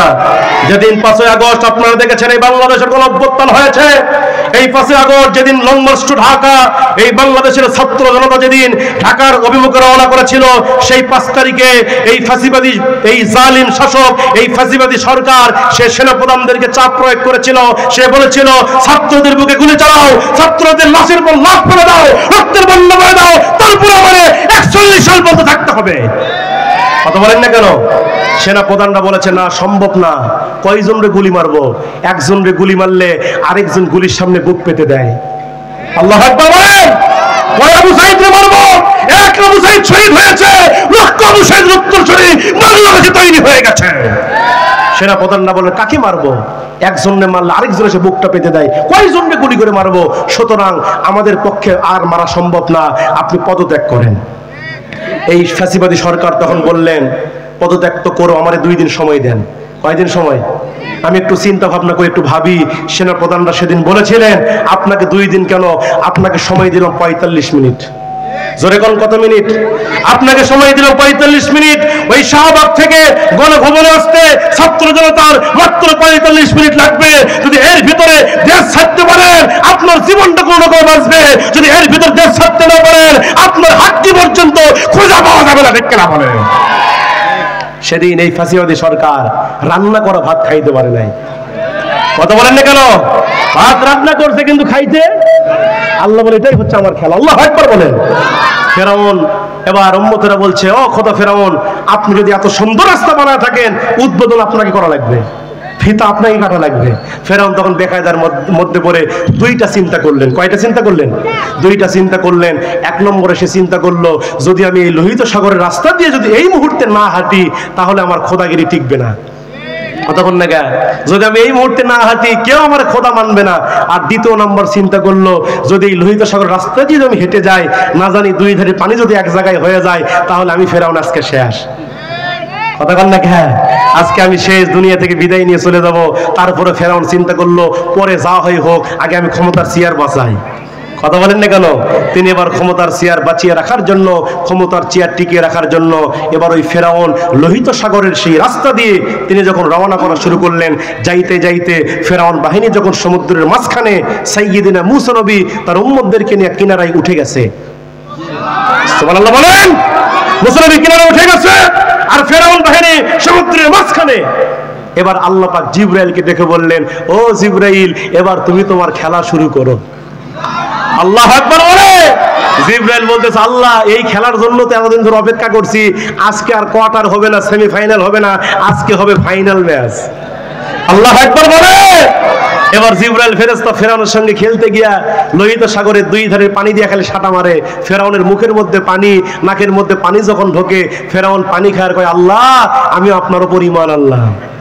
আল্লাহ বলে এখন খেলার নাম জোরে কোন ঠেলার নাম? আমার বাংলাদেশের নাস্তিকরা আল্লাহকে গেলে দিয়েছে, মসজিদ আজান দিয়েছে, আজানকে পতিতার ডাকের সঙ্গে তুলনা করেছে বাংলাদেশের নাস্তিক। কবি শামসুর রহমান নাম শোনেন নাই? কবি শামসুর রহমান এই নাস্তিক আজানকে গালি দিয়েছে। মুয়াজ্জিন যখন আজান দিত, এই নাস্তিক তখন কি বলতো জানেন? হে কাকের জাতেরা, তোরা কাক কাক আওয়াজ কর, তোদের কাক কাক আওয়াজ ভালো লাগে, মুয়াজ্জিন সাহেবের আজান ভালো লাগে না। নাউজুবিল্লাহ কবেন না? নাস্তিক মারা গেছে। নাস্তিক মারা যাওয়ার পরে তার লাশ নিয়ে আসা হলো এলাকায়। এলাকায় নিয়ে আসার পরে, আচ্ছা বলেন তো, এলাকায় যখন কোনো মানুষ মারা যায় এই জানাজার নামাজ কে পড়ায়? কথা বল না কেন? হুজুররা পড়ায়। হুজুররা পড়ায় না? অথচ যেই হুজুরকে আপনি সারা জীবন গালি দেন, হুজুর জোরে গেলে কোন হুজুর আজকে মনে দাওয়াত পাইছেন? কতক্ষণ না কে? আবার যদি হুজুর একটু আসতে যায়, হুজুর আজকে কট দিবস আছেন, লড়ি বড়ি কমা পারছেন না। সারা জীবন হুজুরের বিরুদ্ধে সকল ঘুরি করেন, অথচ আপনি মরে গেলে, আপনার বাবা মরে গেলে ওই হুজুরে আপনার জানাজার নামাজের ইমামতি করবে। কথা বলেন না কেন? এই নাস্তিক মারা গেছে। এবার লোকজন চলে আসলেন ইমাম সাহেবের কাছে, এসে বললেন, হুজুর আপনাকে জানাজার নামাজ পড়াতে হবে। বলে কার? বলে কবি শামসুর রহমানের। হুজুর তখন মনে মনে চিন্তা করলেন, যে এই নাস্তিক সারা জীবন আজানকে গালি দিছে, এর জানাজা আমি একজন হুজুর হয়ে কেমনে পড়াবো? হুজুর তখন মনে মনে চিন্তা করলেন, আমাকে হেকমত প্রয়োগ করতে হবে। কি হেকমত? এবার হুজুর এবার লোকজনকে ডেকে ডেকে বলছে, দেখেন জানাজার নামাজ তো পড়াবো ঠিক আছে, কিন্তু আমার একটা সমস্যা আছে। বলে হুজুর আপনার কি সমস্যা? বলতে যে সমস্যাটা হচ্ছে কয়েকদিন ধরে আমার ওযু থাকতেছে না। কি থাকতেছে না? মানে ওযু করলে আমার ওযু চলে যায়, ওযু আমার থাকে না। বলতে যে হুজুর আপনার সমস্যা তো জটিল, মারাত্মক সমস্যা, ওযু যদি না হয় জানাজা কি হবে? এ কথা বল না হবে? এবার লোকজন বলল, হুজুর আপনার সমস্যা বুঝতে পারলাম, তবে আপনার মসজিদের যে মুয়াজ্জিন আছে তারে একটু দেন, সে জানাজা পড়াক। এবার ইমাম সাহেব মুয়াজ্জিনকে ডাকলেন। মুয়াজ্জিন ইমামের কাছে গেলেন। এবার ইমাম সাহেব বলে, মুয়াজ্জিন যাও জানাজার নামাজ পড়াও। মুয়াজ্জিন করছে, হুজুর আপনি এটা কি কথা বলতেছেন? আপনি কি বলতেছেন? এই লোকটা সারা জীবন আজানের বিরুদ্ধে কথা বলছে, আজানকে পতিতার ডাকের সঙ্গে তুলনা করেছে, আর আমি একজন মুয়াজ্জিন হয়ে এই নাস্তিকের জানাজা কেমনে পড়াবেন আপনি বলেন? মুয়াজ্জিন করছে, আমি যাব না, আমি যাব না। কিন্তু এলাকার লোকজন আর ছাড়ে না, আপনাকে যেতেই হবে। আল্লাহু আকবার কর, যেতেই হবে আপনাকে। মুয়াজ্জিনকে শক্ত করে ধরে নিয়ে চলে গেছে জানাজার নামাজ পড়ানোর জন্য। মুয়াজ্জিন সাহেব গিয়া এই নাস্তিকের জানাজার নামাজ পড়ালেন। জানাজা শেষ। পরের দিন সকালবেলা এলাকার বড় বড় আলেমরা এই মুয়াজ্জিনকে শক্ত করে ধরলেন আর বললেন, এই মুয়াজ্জিন সাহেব, আপনি এত বড় মসজিদের মুয়াজ্জিন হয়ে এই নাস্তিকের জানাজা কেন পড়ালেন জানতে চাই। মুয়াজ্জিন খালি মুস্কি মুস্কি হাসে আর কই, হুজুর ওস্তাদের মার শেষ রাত্রিতে জানাজা পড়াতে ঠিক আছে, কিন্তু ওযু করিনি। এই কথা বলেন না কেন? আজকে আমরা সিদ্ধান্ত নিয়েছি, যে কোরআনকে গালি দিয়েছে, ইসলামকে গালি দিয়েছে, যারা আলিমদের নামে থানায় গিয়ে রেস দিয়েছে, এদের একটা তালিকা তৈরি করে, এরা মরে গেলে এদের জানাজা হবে, ওযু হবে না, ওযু হবে না। কথা বলেন ঠিক কিনা? সারা জীবন হুজুরের গালাবা, আর মরে গিয়ে হুজুর তোমারে জানাজা করে তোমাকে জান্নাতে ঢোকা দিয়ে আসবে। কতক্ষণ না খায়? এই কথা বলেন না কেন? সম্মানিত ভাইয়েরা আমার, এই জন্য কোরআনের পক্ষে আপনাকে থাকতে হবে। ফাত্তাকুল্লাহা, ভয় করতে হবে কাকে? ভয় করতে হবে কাকে? আমার মুসলমান ভাইয়েরা গভীর মনোযোগ। নবী আমার সাহাবায়ে কেরামকে বললেন, সাহাবীরা রে, এই যে গনিমতের মাল তোমাদের নয়, এই গনিমতের মাল আল্লাহ এবং তার রাসূলের। ফাত্তাকুল্লাহা, তোমরা আল্লাহকে ভয় করো। ওয়া আসলিহু যাতা বাইনুকুম, এবং তোমরা নিজেরা ইসলাহ হও। সুবহানাল্লাহ বলেন। নিজেরা সংশোধন হয়ে যাও, নিজেরা তোমরা ইসলাহ হয়ে যাও। ওয়া আতিউল্লাহ ওয়া রাসূলাহু, আল্লাহ এবং তার রাসূলের আনুগত্য করো। ইন কুনতুম মুমিনিন, যদি তোমরা মুমিন হয়ে থাকো। আল্লাহু আকবার বলেন। আমার মুসলমান ভাইয়েরা, মুমিন তো সবাই হতে পারে না। আল্লাহ বলেন মুমিন কারা? মুমিনদের 5টি কোয়ালিটি আছে, যাদের মধ্যে 5টি গুণ আছে, যাদের মধ্যে 5টি বৈশিষ্ট্য থাকবে। আল্লাহ বলেন তারাই হলো মুমিন। জোরে কর না কেন? আল্লাহ বলেন মুমিন সবাই না, যাদের মধ্যে 5টা কোয়ালিটি পাবেন, যাদের মধ্যে 5টি গুণ আছে, তারাই হলো মুমিন, তারা ঈমানদার। আল্লাহ পাক পরের আয়াতের মধ্যে বলছেন, ইন্নামাল মুমিনুনাল্লাযীনা ইযা যুকিরাল্লাহু ওয়াজিলাত কুলুবুহুম ওয়া ইযা তুলিয়াত আলাইহিম আয়াতুহু যাদাতুহুম ঈমানাও ওয়া আলা রাব্বিহিম ইয়াতাওয়াক্কালুন। আল্লাহ বলছেন, ইন্নামাল মুমিনুন, মুমিন তো তারাই, ঈমানদার তো তারাই, আল্লাযীনা ইযা যুকিরাল্লাহ, যাদের সামনে আল্লাহর নাম উচ্চারণ করা হলে ওয়াজিলাত কুলুবুহুম, তাদের ভিতরে ভয় সৃষ্টি হয়। কার? জোরে বলেন। এই যে আল্লাহর কথা শুনছেন, আল্লাহর কথা শোনার সঙ্গে সঙ্গে যাদের অন্তরের ভিতরে আল্লাহর ভয় সৃষ্টি হতেছে, বুঝবেন আপনার মধ্যে ঈমান আছে। সুবহানাল্লাহ বলবেন না? আল্লাহ বলছেন মুমিনের এক নম্বর বৈশিষ্ট্য তো এটাই হওয়া দরকার। মুমিন বান্দাদের সামনে আল্লাহর নাম উচ্চারণ করা হলে তাদের অন্তরটা ভয়ে প্রকম্পিত হয়ে যায়, আল্লাহর ভয়ে তাদের অন্তরটা কেঁপে ওঠে। দুই নম্বর আল্লাহ বৈশিষ্ট্য বর্ণনা করছেন, ওয়া ইযা তুলিয়াত আলাইহিম আয়াতুহু, মুমিনদের দুই নম্বর বৈশিষ্ট্য হলো মুমিনদের সামনে যখন আয়াত তেলাওয়াত করা হয়, মুমিনদের সামনে যখন আল্লাহর নিদর্শনের বর্ণনা দেওয়া হয়, আল্লাহর সিফাতের কথা বলা হয়, চন্দ্রের কথা বলা হয়, সূর্যের কথা বলা হয়, এই আলোচনা শোনার সঙ্গে সঙ্গে জাদাতুম ঈমানা, মুমিনদের ঈমান আরো বেড়ে যায়। তাহলে মুমিনদের দুই নম্বর বৈশিষ্ট্য কি? কোরআন শুনলে ঈমান বাড়ে না কমে? দুই নম্বর বৈশিষ্ট্য আল্লাহর আয়াত শুনলে ঈমান বাড়বে মুমিনদের। তিন নম্বর বৈশিষ্ট্য আল্লাহ বলছেন ওয়া আলা রাব্বিহিম ইয়াতাওয়াক্কালুন, আর তিন নম্বর বৈশিষ্ট্য আল্লাহ বলছেন মুমিনরা কেবলমাত্র একমাত্র ভরসা করবে কার উপরে? জোরে বলেন। আজকের মাহফিলে কি মা বোনরা আছে? মা বোনরা আছে কি আজকের মাহফিলে? আচ্ছা, এখন আমি বলি যে আপনাদের ওয়াজ তো অনেকক্ষণ ধরেই হচ্ছে, আলহামদুলিল্লাহ বলেন। এখন আপনাদের ওয়াজ করে যদি আমি চলে যাই, কালকে মা বোন আন্দোলন করবে, হুজুর সেই বগুড়া থেকে আসা পুরুষ করে ওয়াজ করে করে শুতে হেলা দিছে, কিন্তু আমাদের ওয়াজ একটাও করেনি। এই কথা বলেন না কেন? এই জন্য মা বোনদের কিছু ওয়াজ করা দরকার। এ দরকার আছে না নাই? কারণ তারাই ছিল 16 বছর ধরে আমাদের সরকার। এই কথা বলেন না কেন? এই জন্য আমি মা বোনদের ওয়াজ করব শুরু, কারণ তারাই হলো আমাদের গুরু। কথা বলেন ঠিক কিনা? আমার মুসলমান ভাইয়েরা, মুমিনদের 5টি বৈশিষ্ট্য আমি একটা একটা করে বলে দেব। আমি যে আলোচনা ধরেছি এটা ছাড়বো না আমি, যেহেতু আমি মুমিনদের গুণাবলীর উপরে কথা বলছি। যে সাহাবীদের মধ্যে 5টি গুণ ছিল, সেই 5টি গুণের মধ্যে এক নম্বরে মুমিনদের সামনে যদি আল্লাহর নাম উচ্চারণ করা হলে তাদের অন্তর কি হয়ে যায়? অন্তর কেঁপে ওঠে। 2 নম্বরে মুমিনরা আয়াত শুনলে এদের ঈমান বেড়ে যায়। এরপর 3 নম্বর তারা ভরসা করে কার উপরে? এবার আসেন বাকি 2টা গুণ থাকলো আমি বলে দেব লাস্টে। মা বোনদের জান্নাতে যাওয়ার আমল হলো 4টা। জোরে কোন কয়টা? আল্লাহ উঠতেছে কেন? এই কয় নম্বর? হ্যাঁ, কয় নম্বর? 3 নম্বর নামাজ হয় না। কথা বলেন না কেন? মা বোনদের জান্নাতে যাওয়ার আমল হলো 4টা। আল্লাহ নবী বুখারীর বর্ণনায় বলেছেন, যদি কোনো মহিলা, কয় নম্বর? আচ্ছা যাও যাও, 1 নম্বরে যাও। আল্লাহ একবার বলেন। না না, খুব ভদ্র আছে, বলে আমল কাজে লাগছে ইনশাআল্লাহ। নারে তাকবীর, নারে তাকবীর। আমার মুসলমান ভাইরা, মা বোনেরা, আপনারা একটু কান খাড়া করে শোনেন। আপনারা জান্নাতে যেতে গেলে আপনাদের আমল করতে হবে 4টা। জোরে কোন কয়টা? আরো জোরে বলেন। 1 নম্বর আমল হচ্ছে, মা বোনদের জান্নাতে যাওয়ার 1 নম্বর আমল হচ্ছে 5 ওয়াক্ত নামাজ। কয় ওয়াক্ত নামাজ? সাপাই নবাবগঞ্জের মা বোনরা কি পড়ে? জোরে বলেন, পড়ে? আলহামদুলিল্লাহ। 2 নম্বর মা বোনদের জান্নাতে যাওয়ার আমল হচ্ছে রমজান মাসের রোজা। 2 নম্বর কি? রোজা নফল না ফরজ? আল্লাহ কোরআনে বলছেন ইয়া আইয়ুহাল্লাযীনা আমানু কুতিবা আলাইকুমুস সিয়াম। সুবহানাল্লাহ বলেন। রোজা আল্লাহ ফরজ করেছেন। এখন আমি প্রশ্ন করতে চাই আপনাদেরকে, এই রোজা কি শুধু মা বোনদের উপর ফরজ না পুরুষের উপরও ফরজ? জোরে কোন। কিন্তু আমার দেশে এমনও পুরুষ আছে, রমজান মাস আসলে কই হুজুর আমার গ্যাস হচ্ছে। কি হচ্ছে? ওই 11 মাস ভালো থাকে, রমজান মাসে একটা রোজাও রাখে না। যদি বলি ভাই কি হয়েছে রোজা নাই কে? কইছে হুজুর আর কইেন না, পেটের মধ্যে গ্যাস। কি হচ্ছে? তোর পেটের মধ্যে এতই গ্যাস, 11 মাস গ্যাস কুটি যায়। এক কথা বল না কে? ওই 11 মাস ভালো থাকে, আর রমজান আসলে গ্যাসের অভিনয় করে। আমি বলি তোর পেটের মধ্যে এতই গ্যাস, তুই এই গ্যাসগুলো সরকার জমা দিস না কে? এক কথা বল না কে? গ্যাসের দাম আছে না নাই? অথচ আল্লাহ নবী বলছেন রমজান মাস এমন একটা মাস, যেই মাসে একটা ফরজ আমল করলে 70টা ফরজের সওয়াব, একটা নফল আমল করলে আল্লাহ নবী বলছেন একটা ফরজের সওয়াব। এই রমজান মাসে এত শান্তি, কারণ রমজান মাসে নাজিল হয়েছে কি? নাজিল হয়েছে কি? আল্লাহ বলেন রমজান মাসের এমন একটা রাত আছে, এমন একটা রাত আছে যেই রাতের মর্যাদা 1000 মাসের চাইতে উত্তম। আল্লাহু আকবার বলেন। ওমা আদরাকা মা লাইলাতুল কদর। আল্লাহ পাক নবীকে কদর সম্পর্কে জিজ্ঞেস করলেন, হে নবী আপনি কি জানেন কদর কি রাত? নবীজি উত্তর দিলেন না। আল্লাহ বলছেন লাইলাতুল কদর খায়রুম মিন লাইলাতুল কদর রাতের ইবাদত 1000 মাসের চাইতে উত্তম। সুবহানাল্লাহ বলেন। ভাইরা আমার, এই রমজান মাসে এত শান্তি। দেখবেন রমজান মাসে আমরা কত খাবার খাই, ইফতার করি, সেহরি করি। ইফতারের সময় দেখবেন আমরা কত তেলুক ভাজা পোড়া আমরা খাই, পোলাও খাই, কুরমা খাই, বিরিয়ানি খাই।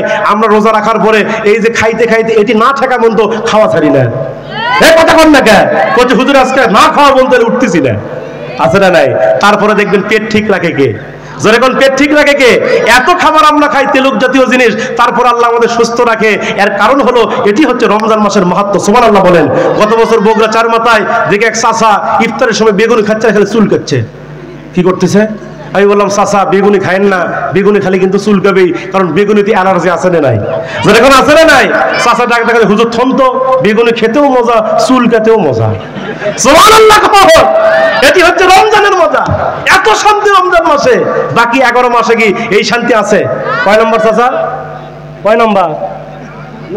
হ্যাঁ, ও আবার 5 নম্বর। আচ্ছা যান যান যান চাচা যান। নারে তাকবীর। তাহলে মা বোনদের জান্নাতে যাওয়ার 2 নম্বর আমল কি? 2 নম্বর আমল কি? 2 নম্বর আমল হচ্ছে রমজান মাসের রোজা। এবার আসেন 3 নম্বর আমল হচ্ছে পর্দা। 3 নম্বর কি? আমার ভাইরা দুঃখ লাগে, আফসোস লাগে, আমার দেশের মা বোনরা নামাজ ঠিকই পড়ে, রোজা ঠিকই রাখে, কিন্তু পর্দা করতে চায় না। কথা বলেন না কেন? আমার দেশের মা বোনরা পর্দা করতে চায় না, দুঃখ লাগে। বাড়িতে গিয়ে দেখেন মা বোনদের জানালার পর্দা ঠিকই আছে, ঘরের পর্দা ঠিকই আছে, দরজার পর্দা ঠিকই আছে, কিন্তু মা বোনদের শরীরের পর্দা নেই। কথা বলেন না কেন? আজকে আমার দেশে 60 বছরের বুড়ি দাদি, 70 বছরের বুড়ি দাদি যখন ঘর থেকে বের হয়, চামড়া ঢিল হয়ে গেছে, ওই হাতের মধ্যে মোজা লাগায়, পায়ের মধ্যে মোজা লাগায়, হেজাব পরে, বোরকা পরে বের হয়। আমি বলি দাদি, তোমার বয়স 60-70 হয়ে গেছে, তোমার চামড়া ঢিল হয়ে গেছে, তুমি যদি হাতের মধ্যে মোজা, পায়ের মধ্যে মোজা তুমি নাও লাগাও, কোনো যুবকও তোমার দিকে তাকাবে না। কথা বলেন না কেন? কিন্তু দাদি, তোমার যে 16 বছরের নাতনি আছে, ওই 17 বছরের নাতনি যদি আলগা করে নিয়ে যাও, পরে মনের মতো করা অর্ধলং কাপড় পরে নিয়ে যায়, 80 বছরের বুড়ো সাজা করে চোখ মারা করবে, কি মাল যাচ্ছে রে? কথা বলেন না, আছে না না? পর্দা কাট করতে হবে, ওই বুড়িক না ছুরিক। কথা বলেন না কেন? কিন্তু আমার দেশে বুড়ি মহিলারা পর্দা করে, কিন্তু যুবতী মেয়েরা পর্দা করতে চায় না। অথচ আল্লাহর নবীর হাদিস হচ্ছে মা বোনরা জান্নাতে যেতে গেলে পর্দা করতে হবে। আজকে আমার দেশে দুঃখ লাগে, আমার দেশের কিছু মহিলা আছে, এরা রাজপথে মিছিল করে, আছে না নাই? বিশেষ করে ঢাকা শহরে দেখবেন এই সকল নারীরা, এরা আবার বুদ্ধিজীবী। এরা কি? বুদ্ধিজীবী। অর্ধলঙ্গ কাপড় পরে রাজপথে মিছিল করতেছে আর স্লোগান দিচ্ছে নারী পুরুষের সমান অধিকার। পিছন থেকে কিন্তু পুরুষরা করছে দিতে হবে, দিতে হবে। আমি চিন্তা করলাম, এরা আবার কোন প্রকারের পুরুষ? এরা কি পুরুষ? আজকে আমার দেশের নারীরা নারী পুরুষের সমান অধিকারের নামে মিছিল করে। আমি গত বছর দুঃখ করে, আফসোস করে এদের জন্য একটা গান লিখছিলাম। বলবো? বলবো? তবে শর্ত হলো বলবো, আওয়াজ দেওয়া লাগবে। পারবেন ইনশাল্লাহ? পারবেন ইনশাল্লাহ? আল্লাহ রে, আল্লাহ রে, কোন দুনিয়ায় পাঠাইলা আমারে? আল্লাহ রে, আল্লাহ রে, কোন দুনিয়ায় পাঠাইলা আমারে? বর্তমানের পোলা মাইয়ার সমান সমান মাপ, লম্বা চুল কাটিয়া মাইয়াই মাথায় লাগাই কে? বর্তমানের পোলা মাইয়ারও সমান সমান মাপ, লম্বা চুল কাটিয়া মাইয়াই মাথায় লাগাই কে? আল্লাহ রে, বলেন আল্লাহ রে, আল্লাহ রে, কোন দুনিয়ায় পাঠাইলা আমারে? আল্লাহ রে, আল্লাহ রে। বর্তমানের পোলা মাইয়ারও দেখো কি কারবার, মগা পিছে মগি, সামনে হুন্ডারি ড্রাইভার। বর্তমানের পোলা মাইয়ারও দেখো কি কারবার, মগা পিছে মগি, সামনে হুন্ডারি ড্রাইভার। আল্লাহ রে, কোন দুনিয়ায় পাঠাইলা আমারে? আল্লাহ রে, আল্লাহ রে, কোন জামানায় পাঠাইলা আমারে? জিন্সের প্যান্ট শার্ট পরিয়া রাস্তা হাইটা যায়, পোলা না মাইয়া তার সিনা বড়দায়।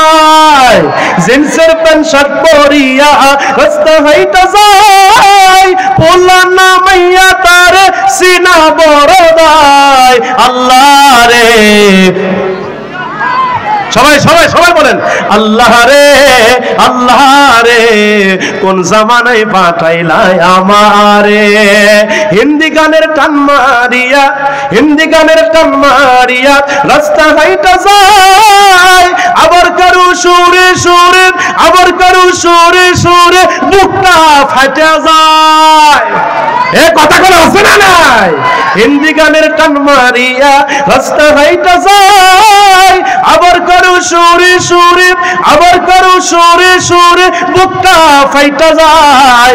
আল্লাহ রে কোন দুনিয়ায় পাঠাইলাই আমারে। আল্লাহ রে সবাই সবাই বলেন কোন দুনিয়ায় পাঠাইলাই আমারে।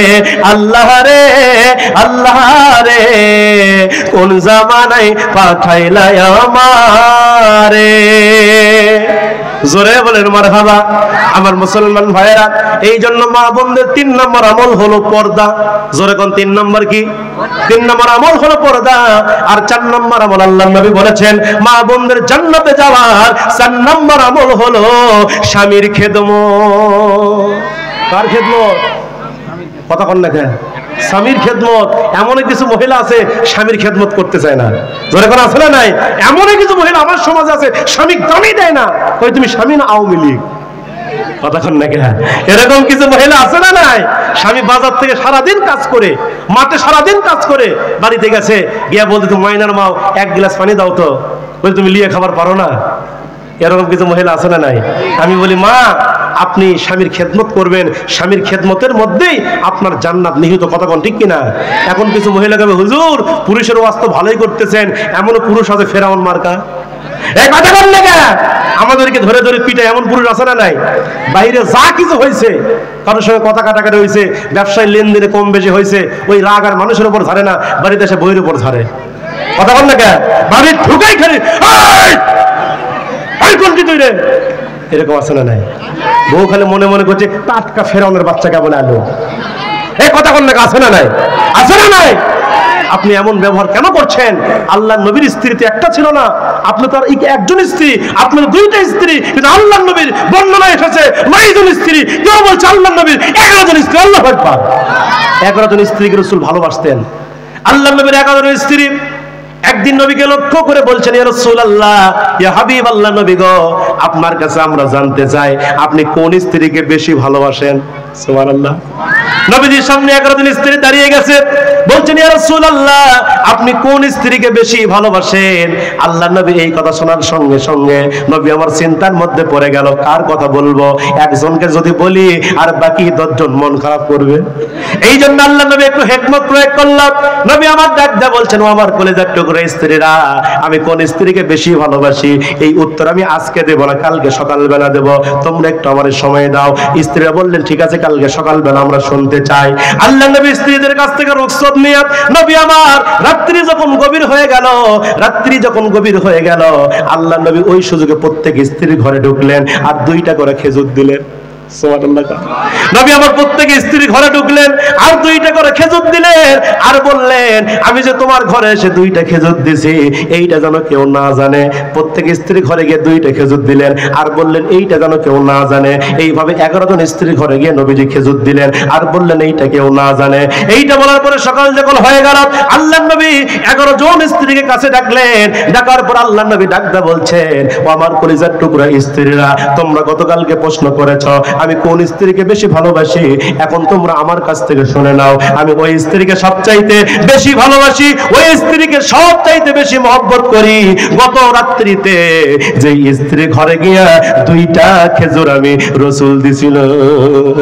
সুবহানাল্লাহ। কোন 11 জন স্ত্রী খালি মুস্কি মুস্কি হাসে, নবী তো আমাকে দিছিল। এই ছিল নবীর ভালোবাসা। ভাইরা আমার এখানে শেষ নয়, আল্লাহ নবী যুদ্ধের ময়দানে গেছে, যুদ্ধের ময়দান থেকে নবী আমার ক্ষুধার্ত অবস্থায় বাড়িতে ফিরে আসলেন। যুদ্ধ করার পরে বাড়িতে নবী ক্ষুধার্ত অবস্থায় ফিরে আসলেন। বাড়িতে আসার পরে আম্মা জান আয়েশা সিদ্দিকা রাদিয়াল্লাহু তাআলা আনহা তিনি রান্নাঘরের মধ্যে তিনি রুটি তৈরি করতেছিলেন। আল্লাহ নবী তখন আম্মা জান আয়েশার রান্নাঘরের দরজায় দাঁড়িয়ে দাঁড়িয়ে আম্মা জান আয়েশা রুটি করা দেখতেছিলেন। আল্লাহ নবী আয়েশা রুটি করা দেখতে দেখতে হঠাৎ করে আম্মা জান আয়েশা রাদিয়াল্লাহু তাআলা আনহা তিনি রুটি তৈরি করে যেই রুটিগুলো পাশে রেখে দিলেন, হঠাৎ করে একটা ছাগল দৌড়ে এসে ওই রুটির মধ্যে মুখ দিয়ে রুটিগুলো নিয়ে দৌড় মারছে। সুবহানাল্লাহ কোন রুটিগুলো নিয়ে দৌড় মারছে আম্মা আয়েশা সিদ্দিকা রাদিয়াল্লাহু তাআলা আনহা তিনি ছোট্ট মানুষ ছিলেন এবার তিনি ক্লান্ত হয়ে ওই রান্নাঘরের মধ্যে আয়েশা তিনি ঘুমিয়ে গেলেন আয়েশা যখন রান্নাঘরের মধ্যে ঘুমিয়ে গেছে এমন সময় আল্লাহর নবী তিনি রান্নাঘরের দরজা থেকে তিনি এবার রান্নাঘরের মধ্যে নিজে ঢুকলেন সুবহানাল্লাহ বলেন আল্লাহর নবী আম্মা আয়েশা রাদিয়াল্লাহু আনহা রান্নাঘরের মধ্যে নবী আমার নিজে ঢুকলেন নিজে ঢোকার পরে আল্লাহর নবী তিনি আম্মা আয়েশা রুটিগুলো ছাগলে খাইছে আল্লাহর নবী ক্ষুধার্ত মানুষ তিনি এবার নতুন করে আটার খামির করলেন আল্লাহর নবী নিজে হাতে রুটি তৈরি করলেন রুটি যখন কমপ্লিট হয়ে গেল তৈরি করা আল্লাহর নবী গোশতের ভুনা করলেন গোশতের ভুনা তৈরি করে কমপ্লিট হয়ে গেছে আল্লাহর নবী ক্ষুধার্ত মানুষ পেটের মধ্যে ক্ষুধা যুদ্ধের ময়দান থেকে আসছে আল্লাহর নবী ইচ্ছা করলে রুটি আর গোশত খাইতে পারতেন কিন্তু আল্লাহর নবী তিনি একাই খেলেন না আল্লাহর নবী আয়েশাকে ডেকে বলছে আয়েশা ওঠো আল্লাহু আকবার বলেন আল্লাহর নবী আয়েশাকে ডাকতে বলছে আয়েশা তুমি ওঠো আয়েশাকে আল্লাহর নবী যখন 2-3 বার ডাক দিলেন আয়েশা ঘুম থেকে চেতন পেয়ে গেল আয়েশা ঘুম থেকে জাগ্রত হবার পরে দেখে তার সামনে গোশত আর রুটি সুবহানাল্লাহ বলেন আয়েশার সামনে গোশত আর রুটি আম্মা আয়েশা মনে মনে চিন্তা করলেন এই গোশত আর রুটি তো আমি তৈরি করি নাই আমার রুটি তো ছাগলে খেয়ে গেছে এই রুটি আর গোশত কে তৈরি করলো আম্মা আয়েশা মনে মনে চিন্তা করলো নিঃসন্দেহে এই গোশত আর রুটি আমার স্বামী মুহাম্মদ ছাড়া কেউ তৈরি করে নাই আমার স্বামী মুহাম্মদ এই গোশত তৈরি করেছে এই রুটি তৈরি করেছে আম্মা আয়েশা তিনি লজ্জিত হয়ে কাল্লারা নিচু করে দাঁড়িয়ে আছে আর মনে মনে চিন্তা করতেছে যেই নবী বিশ্ব নবী যুদ্ধের ময়দান থেকে বাড়িতে আসলো আমার স্বামীকে রুটি বানায় খাওয়াইতে পারলাম না গোশত তৈরি করে খাওয়াইতে পারলাম না নবী আমার নিজে হাতে ক্ষুধার্ত মানুষ রুটি তৈরি করলো গোশত তৈরি করলো আমি তাকে গোশত খাওয়াইতে পারলাম না এই জন্য আয়েশা লজ্জিত হয়ে কাল্লারা নিচু করে মনটা খারাপ করে আম্মা আয়েশা দাঁড়িয়ে আছে এমন সময় আমার নবীজি আয়েশাকে বুকের মধ্যে জড়িয়ে ধরলেন আর বলেন আয়েশা রে তুমি কষ্ট পেও না লজ্জা পেও না আমি মুহাম্মদ তো তোমার স্বামী সুবহানাল্লাহ বলে এই ছিল স্ত্রীর প্রতি ভালোবাসা নবী যুদ্ধের ময়দান থেকে বাড়িতে আসছে আম্মা আয়েশা তরকারি করতেছে নবীর তলোয়ারটা খুলে নিজের তলোয়ার দিয়া তিনি তরকারি করে দিয়েছে সুবহানাল্লাহ বলেন স্ত্রীকে সহযোগিতা করছেন আপনি কি করেন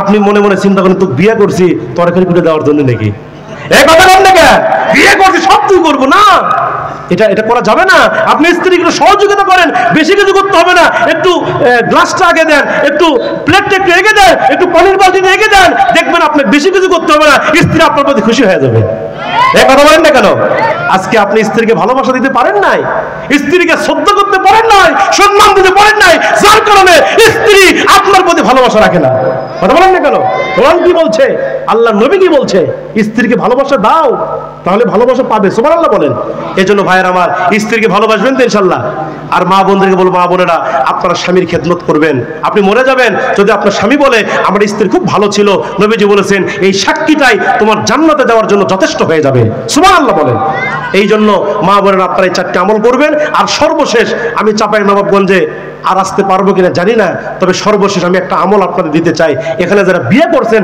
তারা একটু হাত তোলেন যারা বিয়ে করছেন বিয়ে না করলে হাত তোলা লাগবে হাত তুলে বিয়ে করছেন হাত তোলেন এই চাচা ওরে চান্সে আছে আরেকটা কর্ম এই কথা বল না কে আচ্ছা এবার হাত নামান যারা বিয়ে করছেন তাদেরকে একটা আমল দিতে চাই সেটি হচ্ছে আজ থেকে বাড়ির যা বউকে সালাম দিবেন পারবেন তো ইনশাল্লাহ পারবেন তো যুবকেরা তোমরা যারা বিয়ে করছো আজকে গিয়ে বউ সালাম দিবা সেদিন এক মাহফিলে বললাম বউ সালাম দিবা এক যুবক লাভজাদার আছে ও কি আবার সালাম দেওয়া লাগবে নাকি কথা কন দেখান এ যুবক তুই তো বউ সালাম দিবি না তুই ভাবিক সালাম ঠিকই দিব কথা কন দেখা আমার থেকে যুবকরা বউ সালাম দেয় না ভাবিক সালাম ঠিকই দেয় যেতেই দেখে 3 মাথা 7 মাথা 4 মাথা সালেকুম ভাবি ওরে শালা সালেকুম ভাবি ভাবিক সালাম দিলে তুই 3 বার দেশ আর বউক সালাম জীবনও দেয় না এমন যুবক আছে না নাই আমি বলি বউক সালাম দাও সুন্নাত আর ভাবিক সালাম দাও হারাম এখন বলেন না কেন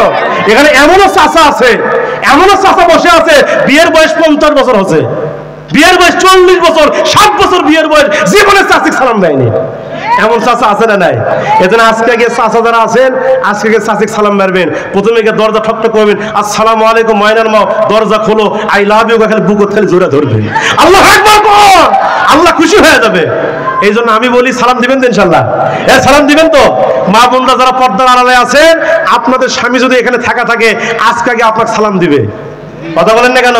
আপাতত আপনারা কয়েন নাকি রাস্তা ভুল করে আলু নাকি রে? কথা বলেন না কেন? সালাম দিবেন তো ইনশাল্লাহ? আমার ভাইয়েরা সালাম কেন দিলাম একটু শুনে দেন, 1 মিনিটে বলছি, যেহেতু রাত গভীর হয়ে গেছে, 12টা বেজে গেছে। আমার ভাইয়েরা সালাম কেন দিবেন? আল্লাহ নবী বলছেন যদি কোনো ব্যক্তি ঘরের মধ্যে সালাম দিয়ে ঢোকে ওই ঘরের মধ্যে 3টা জিনিস যায়। কয়টা জিনিস যায়? জোরে কোন কয়টা জিনিস? এবার আসেন আমার দিকে খেয়াল করেন। আসসালামু, সালাম মানে কি?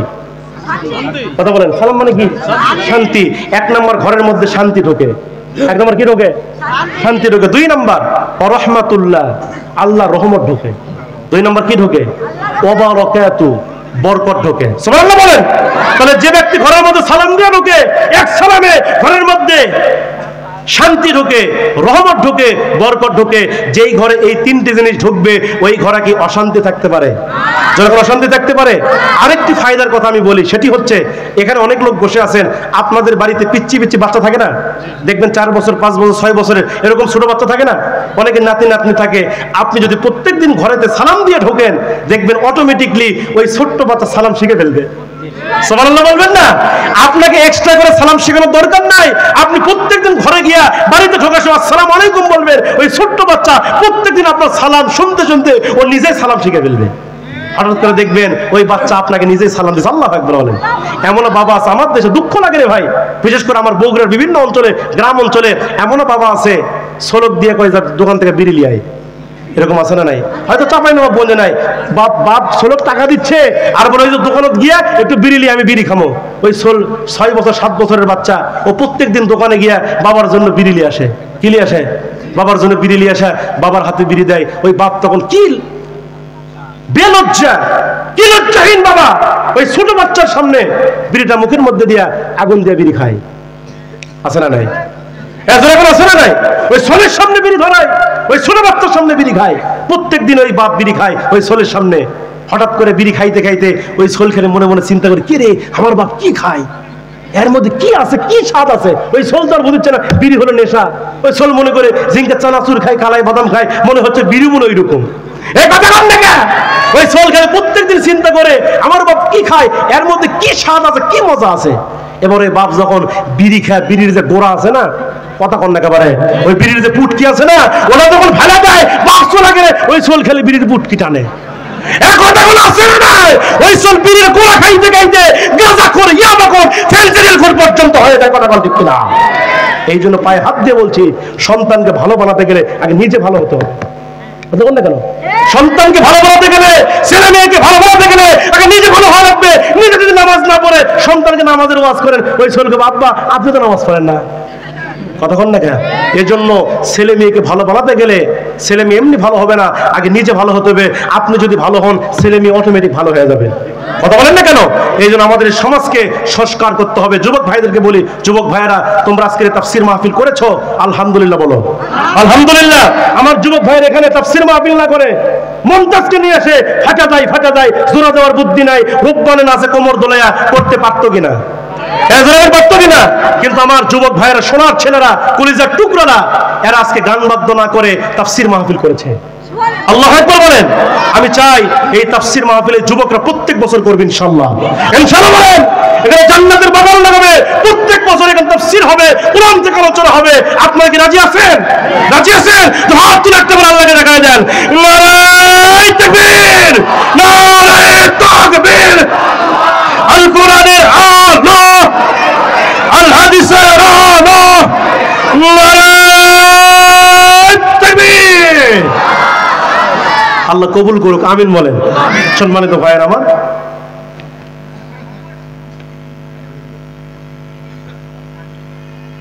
আমার মুসলমান ভাইয়ের এখানে দিয়েছেন যে যুবক ছেলে মেয়েরা, যুবক যুবতী মেয়েরা যখন বালেক হয়ে যায়, বয়ঃসন্ধিকাল যখন পার হয়ে যায়, তাদের যে একটা মেজাজ থাকে, আমার ভাইয়েরা এ কোরআনের বিধান মানতে হবে। ঠিক না বলেন?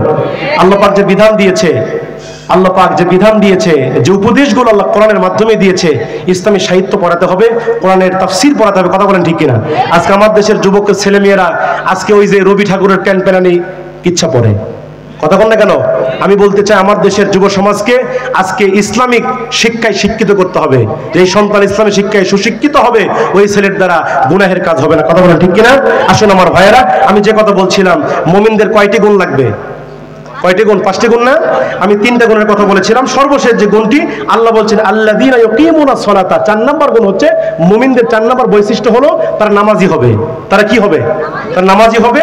আর 5ম নম্বর গুণ হলো ওয়া মিম্মা রাযাকনাহুম ইউনফিকুন, আল্লাহর দেওয়া জীবিকা হতে ব্যয় করবে কার পথে? কার পথে ব্যয় করবে? আল্লাহ বলেন এই 5টি গুণ যাদের মধ্যে পাওয়া যাবে উলাইকা হুমুল মুমিনুনা হাক্ক, এরাই হলো ঈমানের দাবিতে সত্যিকার মুমিন। সুবহানাল্লাহ বলেন। আল্লাহ পরে বলতেছেন যে এদের জন্য কিন্তু পুরস্কার আছে, 3টি পুরস্কার।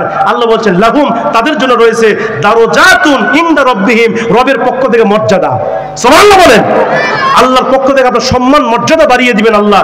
এরপরে 2 নম্বর ওয়া মাগফিরা, আল্লাহর পক্ষ থেকে আপনার যেগুলো ছোটখাটো ভুল ত্রুটি হবে এগুলো ক্ষমা করবেন কে?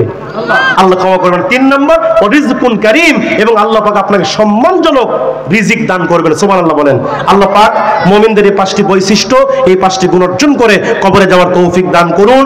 যতটুকু আলোচনা করেছি ওয়াল্লাহি আল্লাহর জন্যই করেছি, আপনাকে খুশি করার জন্য বলি নাই, আপনাকে বেজার করার জন্য বলি নাই। যদি আমার কথার দ্বারা কেউ কষ্ট পেয়ে থাকেন নিজ গুণে ক্ষমা করে দিবেন। যতটুকু সহি কথা হয়েছে আল্লাহ আমলের তৌফিক দেন। আবারও যদি আমি আপনাদের মাঝে এই চাঁপাইনবাবগঞ্জে আসি, আপনারা কি আসবেন? আপনারা কি আসবেন? নারে তাকবীর, নারে তাকবীর। আল্লাহ পাক কবুল করুন। সকলে বলি আল্লাহুম্মা আমিন ওয়া আখিরু দাওয়ানা আনিল হামদুলিল্লাহি রাব্বিল আলামিন। কি না এগুলো দরকার নেই, এটা দরকার নেই, এগুলো দরকার নেই। প্রশ্ন দিয়ে কি করবেন? ইসলাম প্রতিষ্ঠা হচ্ছে না, এটা প্রশ্ন দিয়ে কি করবেন? কথা বলেন না কেন? আপনি বুকতার নিচে হাত বাঁধেন যেটি, ইসলাম তো আসল জিনিস, কথা বলেন না কেন? এই কোরআনের বিধান আজকে প্রতিষ্ঠা হচ্ছে না। কোরআনের বিধান প্রতিষ্ঠা করতে হবে, এটা আমাদের সবচাইতে বড় দায়িত্ব, ঠিক কিনা বলেন? কোরআনের বিধান যদি প্রতিষ্ঠা হয়ে যায় আমার দেশে আবার শান্তি ফিরে আসবে, ঠিক কিনা জোরে বলেন? আল্লাহ পাক যেন কোরআনের বিধান প্রতিষ্ঠা করে তৌফিক দান করেন।